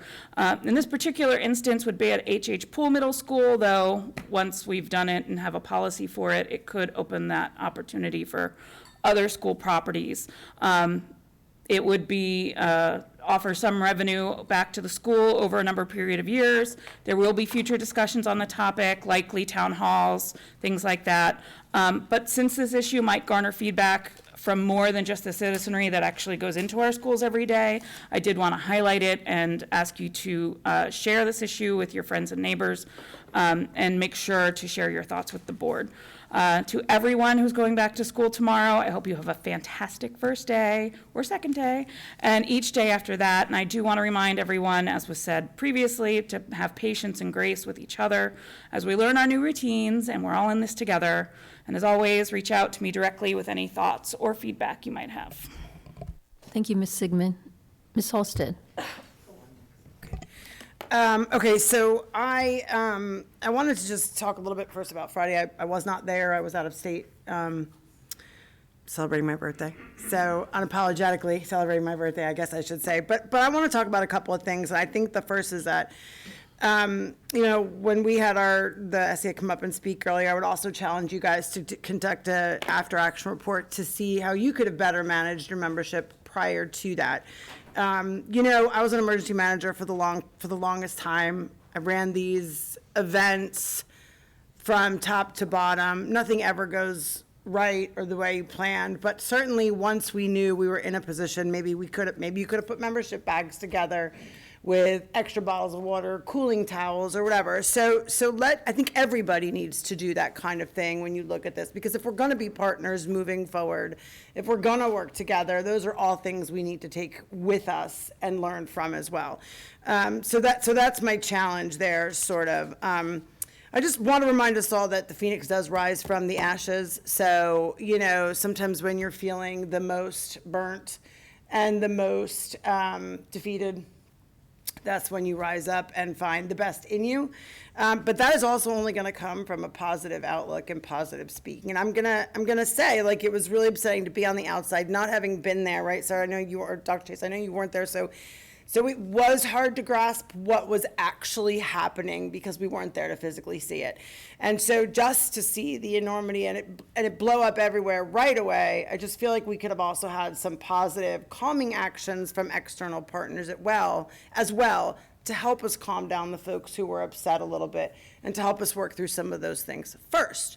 Because we do have those first. It's usually 24 to 78 hours, or 72 hours in a crisis before we breathe, right? Before we really take a step back. So I prepared a little something myself to say, and I've really thought about this for a long time because I feel like this is such an important school year for us all. The last 8 months, I feel like I've been sitting up here looking at the enormity of everything and trying to figure out what's the real balance. This has been a hard one for me because of my previous experience in pandemic planning. And so I've looked at the educational loss. I've looked at the social and emotional toll. I've looked at the fact that we're finally supposedly getting back to, hopefully, a new year, a new start, a fresh start. And so, I thought about all the fighting that's gone on, social media mostly, sometimes in session, I get it. But I also realize I have to put the past behind me if I want us all to move forward. So I made a list of sorts.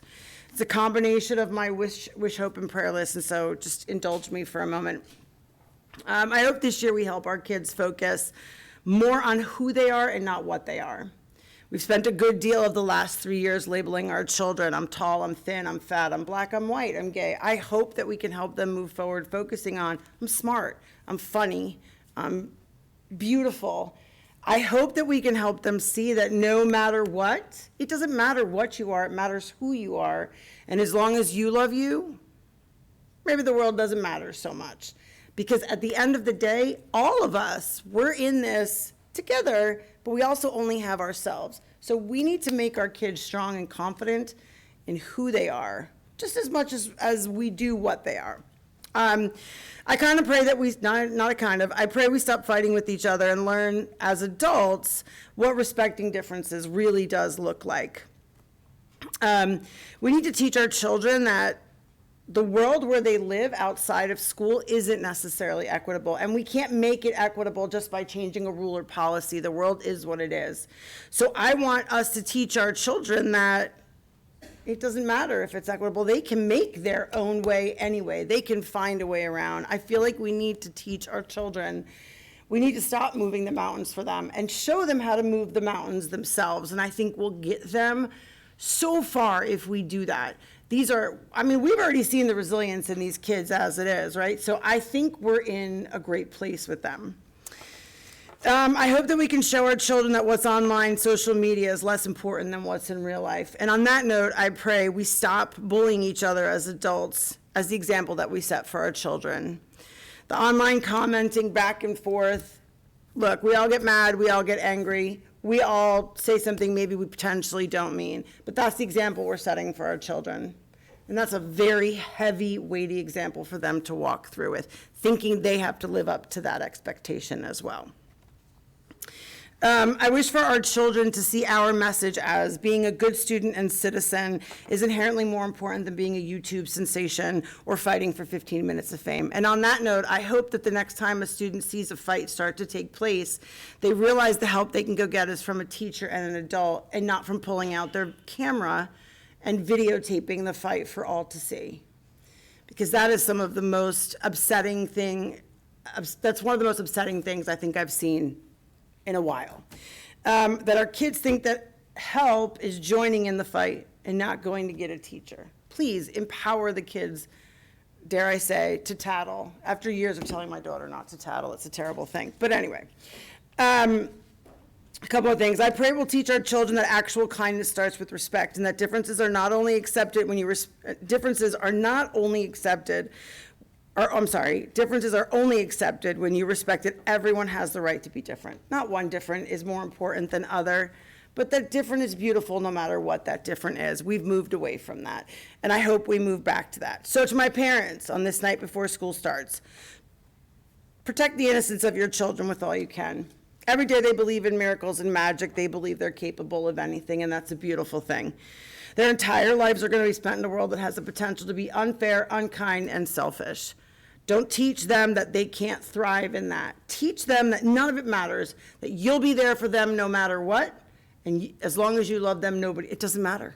It just doesn't matter. I learned that with my dad and my mom every day, even at 51 years old. Teachers, your job is like no other in the world. You must teach our children to be strong, confident, and steady in their daily lives as well. You must teach them to succeed and do better, all while acknowledging and celebrating failures along with their successes, to help them rebuild from this failure and show them that failure is equally as important as success, right? You gotta fail, you gotta fall. It's just the way it is. You must impart upon them the wisdom you have been given on your subject matter. And if it's math, that's not easy when you're teaching me. You must respect all children and their individualities and their belief systems. All belief systems. That's your job. That's not easy, but that's your job. You need to respect that in your hallowed halls you will see things that you don't agree with. But that's not for you to judge. It's not for you to speak upon at that moment. But it is for you to recognize or acknowledge if it's a place where you need to step in and offer help. And that's not always easy either, right? Sometimes there's a student there that hasn't spoken out, that hasn't given it, that may be struggling. You have to watch that. You have to see that. So please always be proactive. Take the chance that the student will say, no, thank you, not today, but will walk away knowing they can come back if they need you because you've extended that. Most of our teachers do that anyway. All right, to our high school seniors. I could have mentioned all of them, but you guys would have probably killed me, so I just went right to the high school seniors. This is the last year you have to be a kid, an actual kid. Right? Without the real world knocking at your door, without all the pressures, these are your final football games, your final band competitions. This is the last moment you have to enjoy. Remember, you have all you need right inside of you. It is never further than your own person. So don't rely on anyone else to validate who you are.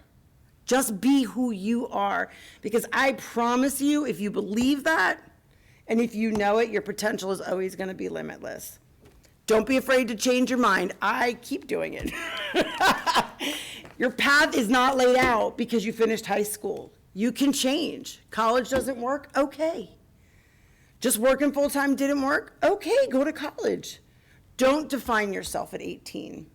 Walk through and remember that it's important to carry your coat of colors and change the color whenever you need to. That's the most important thing you can do.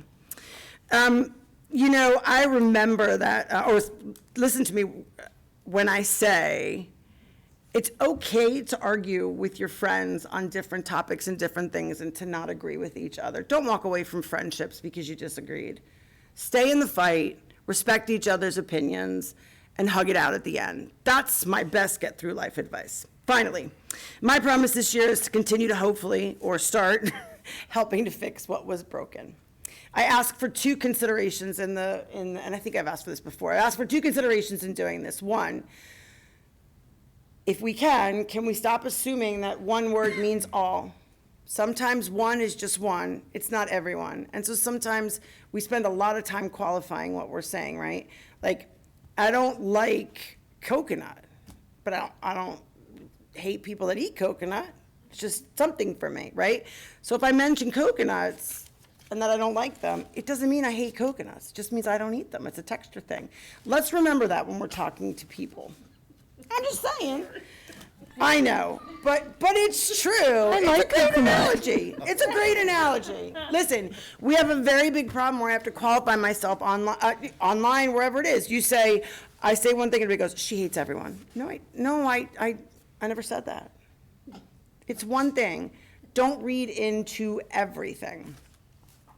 All right, so our excuses are gone. We're rebuilding. Dr. Taylor, you have a job. I am certain none of us on this board envy at all. None of us want it either. Thank you. We also know many parents couldn't handle it. Many teachers probably strive for it too, though, because it's a great place to be. That's the head of a system like Stafford. So no matter how many challenges we face, no matter how much is behind us or in front of us, I hope that you'll stay with us and finish this vision that you've created for us. And thank you to my board members for always accepting my crazy board member comments. You're next. Listen, you're going to sound fantastic after I went. You are a hard act to follow, Miss Alstead. Boy, I'm glad I'm not next. I'd have to pass. Miss Guy. Yeah, I love coconuts. I love coconuts. It's fun. It's totally fun. I did not prepare anything because it's been a rough weekend, and getting kids to college and starting school. I'm super excited about this year. I'm really hoping that I don't mess up, but I probably will. And I think we have great citizens who give grace and who will call me out and who will also help me through it. So I'm very excited. Also, Alyssa mentioned it was her birthday. Well, my son's 25th birthday is today, so I'm super proud of him. I know, 25. Anyway, I don't. He's my bonus son. But anyway, okay. So I have a town hall for Acquire residents, but it's open to all. But it's Maya's town hall for Acquire residents. It's going to be on September 25th, and I've just told Stafford County Communications Office this. So eventually, we're going to get some stuff, and it'll be noticed and done the appropriate way. But I completely forgot to let them know. So I just did it just now. Also, yeah, thank you. I'm so tired. It's going to be in Aquia Harbor because it was free. That's why it's going to be there. That's the truth. Also, I just want to say I did attend the convocation. It was awe-inspiring when I was out on the field just to see all of our employees together in one space. I've never seen that. I've been here since '07. I've never seen that before. And I know the things that occurred that were not awesome, but the awesome things that occurred was just seeing people overwhelmed, like, just from us screaming and acting all silly, and just seeing people who were usually real buttoned up and not loosey-goosey like myself, just seeing them try to let their hair down a little bit. You know, it was just really nice. And so I slightly enjoyed that part, like I did. Dr. Taylor, I really like you. I did not hire you, but I dang sure would have. I do not have blind trust in you, but my faith in you is limitless. And so we're good. Like I know we're gonna right the ship and we're gonna do what we need to do. And I know that you're the guy to do it. So that being said, I just hope we can all be kind. I did have a few people reach out to me, like principals, and when I was doing my tours this past week, I said, hey, what can I do to help? And they said, actually, you can ask people to be nicer, like all around. Parents coming in our schools, parents calling us, teachers talking to one another, teachers talking to students on social media. That's what multiple people have asked that I say is that we just be a little more kind to one another, and hopefully our students will model that. So that's it. I just think we need to love on each other a little bit more, and let's just have a really good year. Thank you. Ms. Randall. Good evening. I first wanted to say that I was really excited to visit a couple open houses and also Transition Day today. I even heard as I walked through the halls of Stafford High School, Dr. Taylor, who was teaching a class, talking about the cell phone policy, and he came out to say hello, and I told him to get back to work. And then I would also like to say congratulations to all of our bus drivers and our transportation system. Those trainers have worked so hard this summer in making sure that we have a ultimate fleet service. We are needing our buses, but I'm telling you, these drivers have worked overtime trying to get that fleet up to par, and I'm so excited for the work that they've done. I also would like to, I was at the convocation also on Friday. I've been, as you know, a student, oh God, I'm gonna age myself, since 74. My mother was a teacher, I was a teacher, my son was a teacher, 3 kids through the school system, all of that. And again, even as a teacher, we never had a full county. It was impressive to be there and cheer you in. It was hard for us to be told to leave and get down on the field for introductions because we wanted to stay. They would announce the school and we got to, it was just so exciting to see it just filling up and being on the field, different perspective. Getting to see 5 high school bands playing together, they were so good. Seeing 5 high school color guards working together, so impressive, from all the different service branches. Seeing 5 high schools of cheerleaders that are getting ready to compete against each other in the next 45 days, all doing one cheer for the county together. That was impressive. I did sit in the heat the whole time. So yeah, uncomfortable, but I have to say, when I walked in to leave after the speaker, I was shocked by what I saw when I walked in.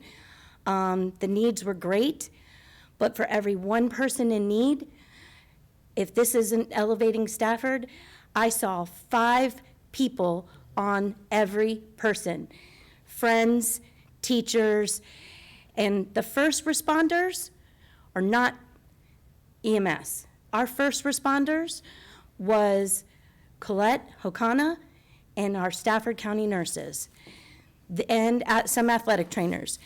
They were phenomenal. They kept calm.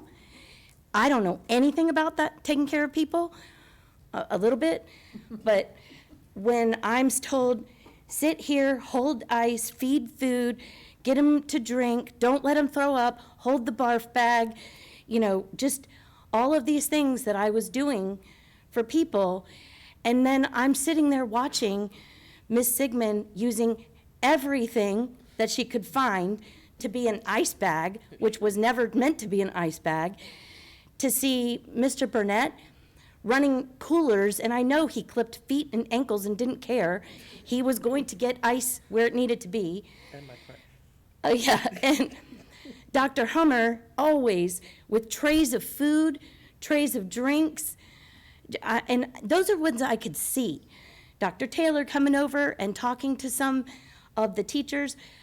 There was an EBS teacher from Gale Middle School. She was dancing, and I said, "Why are you dancing?" And she's like, "I'm so proud of myself because my job in Stafford prepared me to stay calm at this moment for these people." And I was like, well, all right.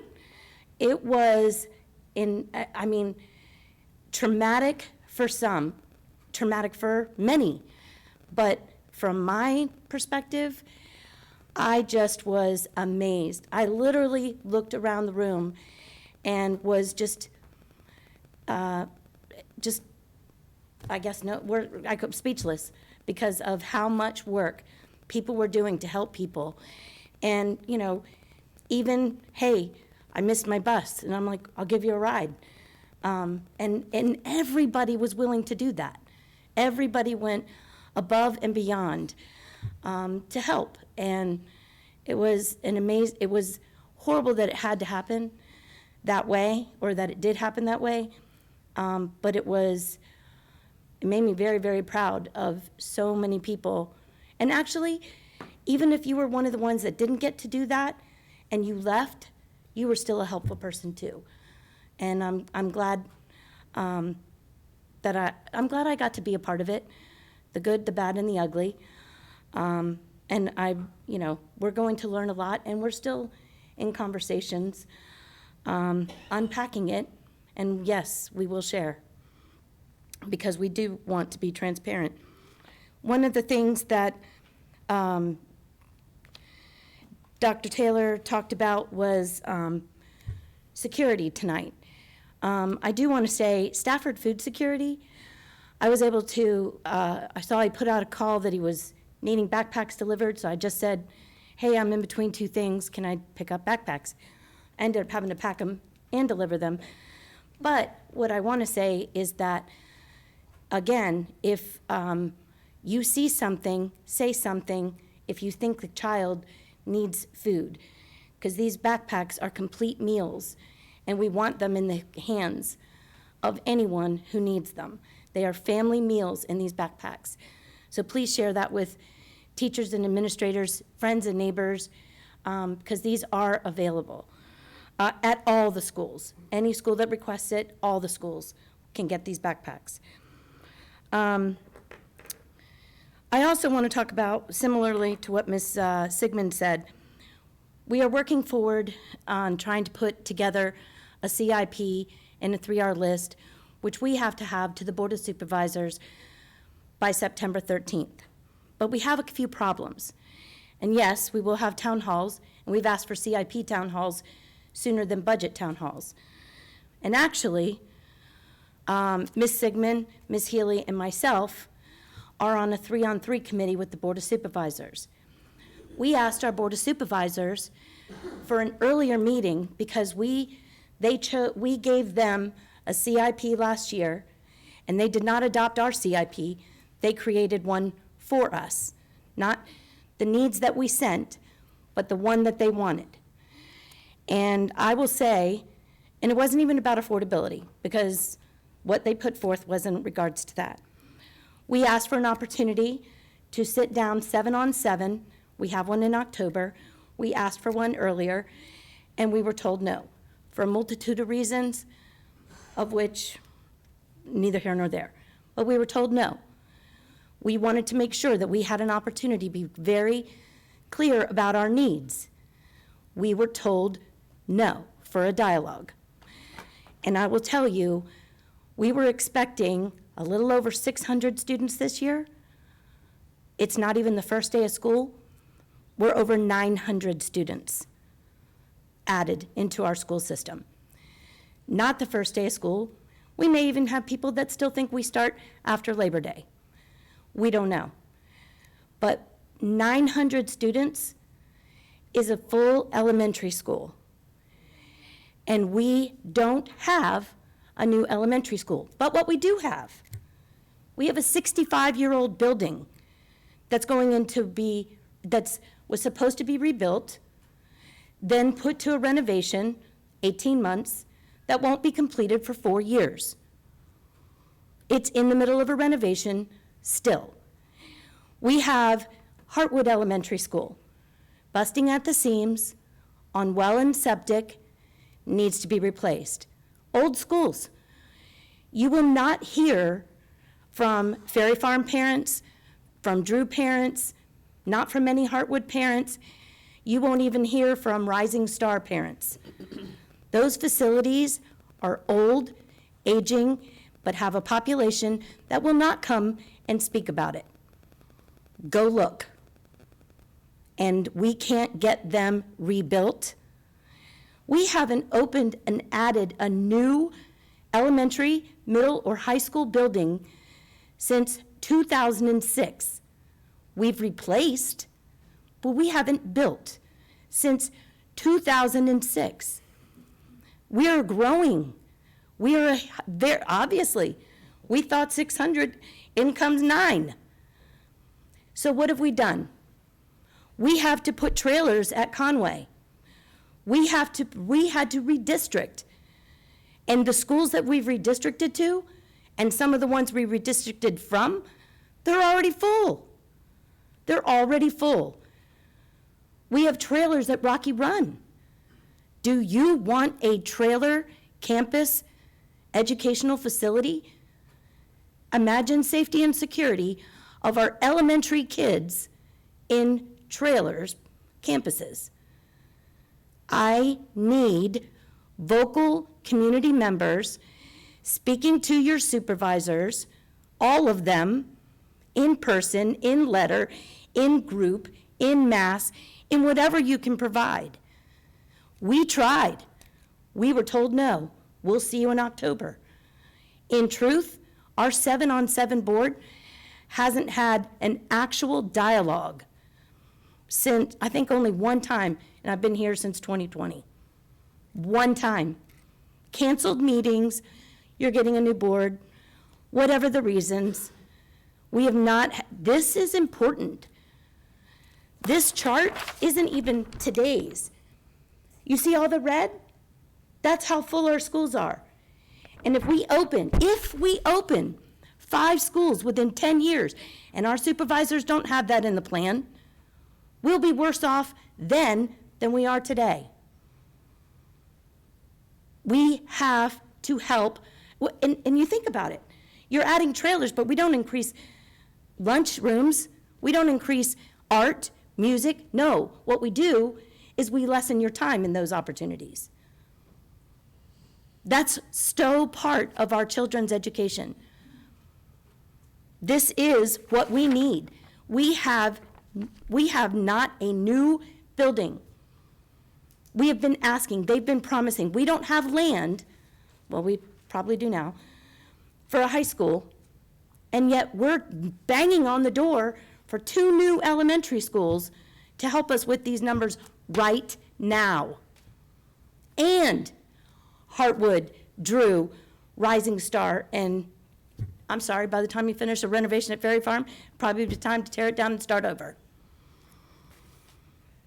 I'm asking our Board of Supervisors, I'm asking our citizens to please get vocal about the situation of our aging infrastructures and our continued population growth. It's not going to get better. I don't care what vote's been done. Some of the votes have already actually added to the problem. This is me being honest. So I'm asking for help. We already have 2 campuses with trailers, and if we do not get if we get the elementary schools on their schedule, we will be putting more trailers at the taxpayers' expense at more schools. We don't have a choice. Stafford High School is 94 students over capacity. 3 of our high schools may have to go to trailers. Come on. That's the best we can do? That's a big problem. And we haven't even started the first day of school. Sorry to be the Debbie Downer, but I just wanted to share. Thank you. Thank you, Have a Ms. good Randall. school year. Well, Oh, you're Well, you know what's ironic is what Ms. Randall is describing is the situation when I came on the board in 2000. But the difference is, back in 2000, we were growing, but we had a supervisor board that worked with us, and we opened a school just about every year. Some of those years, we opened more than one school, and I guess it was up to about 2006. This really is a matter for the community, and if we can have those town halls for the CIP so we can educate the community more on what we're showing as our needs, that would be very helpful, because not only did the supervisors ignore our priority list that we sent over, they told us at the meeting, and let me just put a little footnote here, there is no recorded meeting minutes for that, because we were told after the meeting that the recorder had broke or something, and there are no minutes, or there's going to be minutes, but there's no record, there's no recording of that discussion. And there was some pretty significant discussion going on there. Oh, we were asked to make our own notes and send them in, which is not anything like having the meeting. But back to the point, we discussed and adamantly advocated for, Ms. Sigmund, Ms. Randall, and I, having the supervisors go back and reconsider and revise what they approved. This is after High School 6, because thank goodness there's one thing we agree on, and that's High School 6 is the first priority. But we want another elementary school, a brand new elementary school that's going to give us 950 seats, and we want, now we're discussing after that to have a second new elementary school, and also the rebuild of Hartwood. And we had a discussion in a work session tonight, and I know Ms. Halstead's going to talk to her counterpart, the supervisor for the Hartwood district, about the reconsideration, because we were told clearly, no, not only was it not going to be considered, it wasn't even going to be discussed, it's not going to be looked at by the review committee that reviews all these projects, because it was approved for start in 25. So it was just done, and we're sitting here shocked that we have this tremendous need for elementary school seats, but it's not going to happen. And I don't think there's going to be room for the trailers that we're going to need in these schools. Certainly Rocky Run's not going to be able to take any more. This is crazy. Hartwood can't take any. Something's got to happen here. And if we're going to be able to provide the quality education and aspire to be the best in Virginia, then we're going to need to have adequate facilities for our students to learn and our teachers to teach. So stay tuned for that, because we will be coming back, to the community, for support, because it appears that's the only way, we're going to have our voices heard. Unfortunate, but we were just. I don't want to think of the words I'm thinking of are not appropriate for here, but we were told to, no, I'll just leave it at that. No, I'm not going to do that. Does it have to do with? I know it's getting late, but it was very discouraging to be at that meeting. I'll leave it at that for now. On a positive note, though, summer school graduation was a few weeks ago, and it was great. It was at North Stafford. We had graduates from all of our high schools, plus the Phoenix Center, and it was exciting. There were so many parents there. The good news is it was inside. We weren't sitting out in the stadium, but there were quite a few people there, so I want to thank North for hosting that, and everyone the planners and everything that went on there. The new teacher training was awesome. I've never seen anything like that, and it made an impression, because they're all talking about it. I mean, they're all talking about how they've never been welcomed into a school system like they were here in Stafford. Just amazing. It was a privilege for us as a board to be, invited to serve dinner and have a chance to interact with them. And it's just very inspiring. And a lot of us were there for Dr. Taylor's remarks, which were very welcoming, very inspiring, and set the tone for this whole, this whole session. And I really like the idea of, compensating people, early for that, because heavens knows it's hard to be a teacher. We don't pay them that much, and when you have to wait so long to get your first paycheck, there is some food insecurity there. So thank you for taking care of that, Dr. Taylor, as well. I want to mention the convocation. I was there at the beginning. I left after the speaker finished. But I was recovering from surgery on Thursday, so I was not outside all the time, full disclosure. I stayed outside until about 10 o'clock. Then I went inside. Had I known that we were going to need all this triage, I would have stayed to help. I'm not sure I would have been much help, but I definitely would have wanted to help. But I want to say I'm so proud of our fellow board members. I mean, all I heard was, Miss Sigmund was amazing. And I said, must have been on that Girl Scout training. But she says it's being the EMT wife. It's probably a combination. And being the mother of 4, and your nephew. So she's just remarkable. Miss Guy, but you were there and you were helping. And Miss Randall, she's probably too modest to mention, but she was pretty busy that day. So, I'm very proud of you, and I know the rest of us, had we, been there, speak for myself. I wouldn't have been able to do what you all did, but, I would have liked to have helped. And Dr. Taylor, you were there. I don't know where these rumors are coming from. Oh, he gave the recorded thing and he was left. I'm like, he was out in the sun, the whole time. And then he tried to managing this triage, trying to get people fed, trying to get water, just doing it all. So I appreciate what you do, and I know how important this was to you, and that you wanted to have this fantastic kickoff to get the staff, excited about being at school and being part of Team Stafford. And if nothing else, well, I won't say nothing else because the speaker was, very good, but we learned that we are Team Stafford, and we can weather the storm, and that's really important, because that's who we are. And as other people have talked about, people helping one another, that's Stafford. And it was pretty neat to see all the schools, because they had their own sections, and you could tell. I'll use the Garrisonville Gators as an example, the green and orange. And then we had this, who was the Skittles? Stafford Middle. There were the Skittles, their T-shirts with the color of Skittles.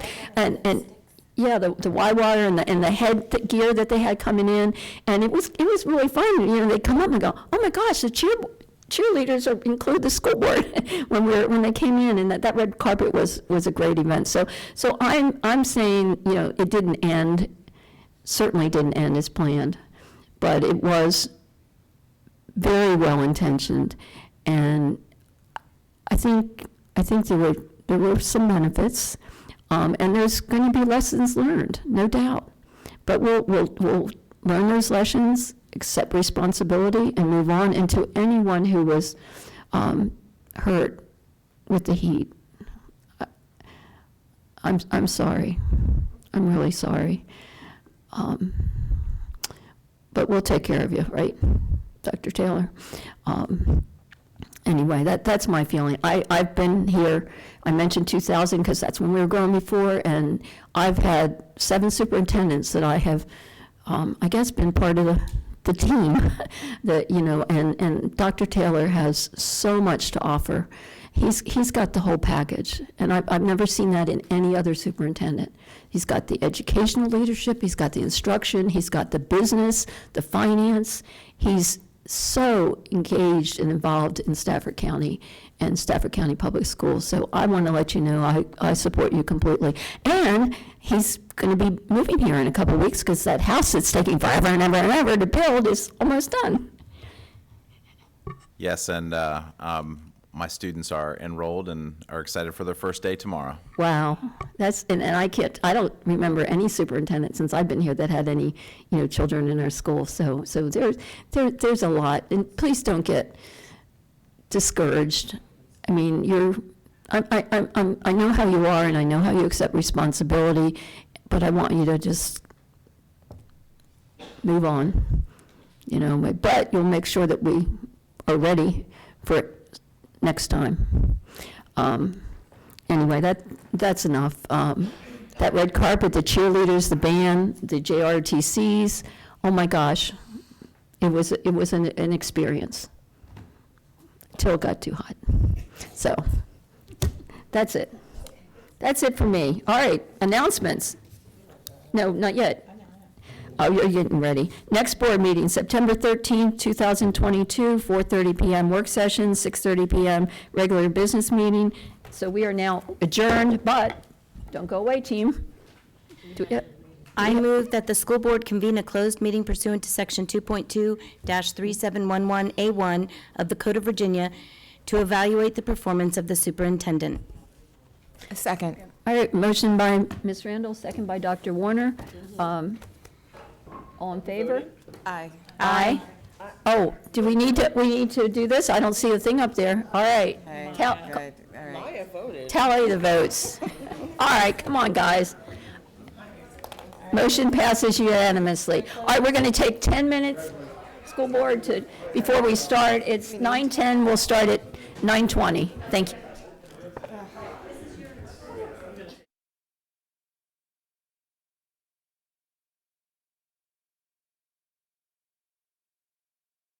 Be certified by adopting the following resolution. Now therefore be it resolved that the School Board of Stafford County hereby certifies that to the best of each member's knowledge, 1, only public business matters lawfully exempted from open meeting requirements were discussed in the closed meeting to which this certification resolution applies, and 2, only such public business matters as were identified in the motion convening the closed meeting were heard, discussed, or considered by the board. Okay, do we have a second? Second. Madam Clerk, will you poll the board? Dr. Chase? Agree. Ms. Guy? Agree. Ms. Olson? Agree. Ms. Haley? Agree. Ms. Randall? Agree. Agree. Dr. Warner? Agree. Madam Chair, your motion passes. Okay, do we have a motion coming out? We have a motion Turn your mic on. Sorry, thought he did. Motion to have a special called meeting on August 23rd for the superintendent to present an after-incident report to the public, and the school board will also conduct its self-evaluation. An after-action report? Yeah. After-action report. We'll be meeting at 6. Any discussion? All in favor? Aye. All opposed? We can't cast our votes because there was a Good night.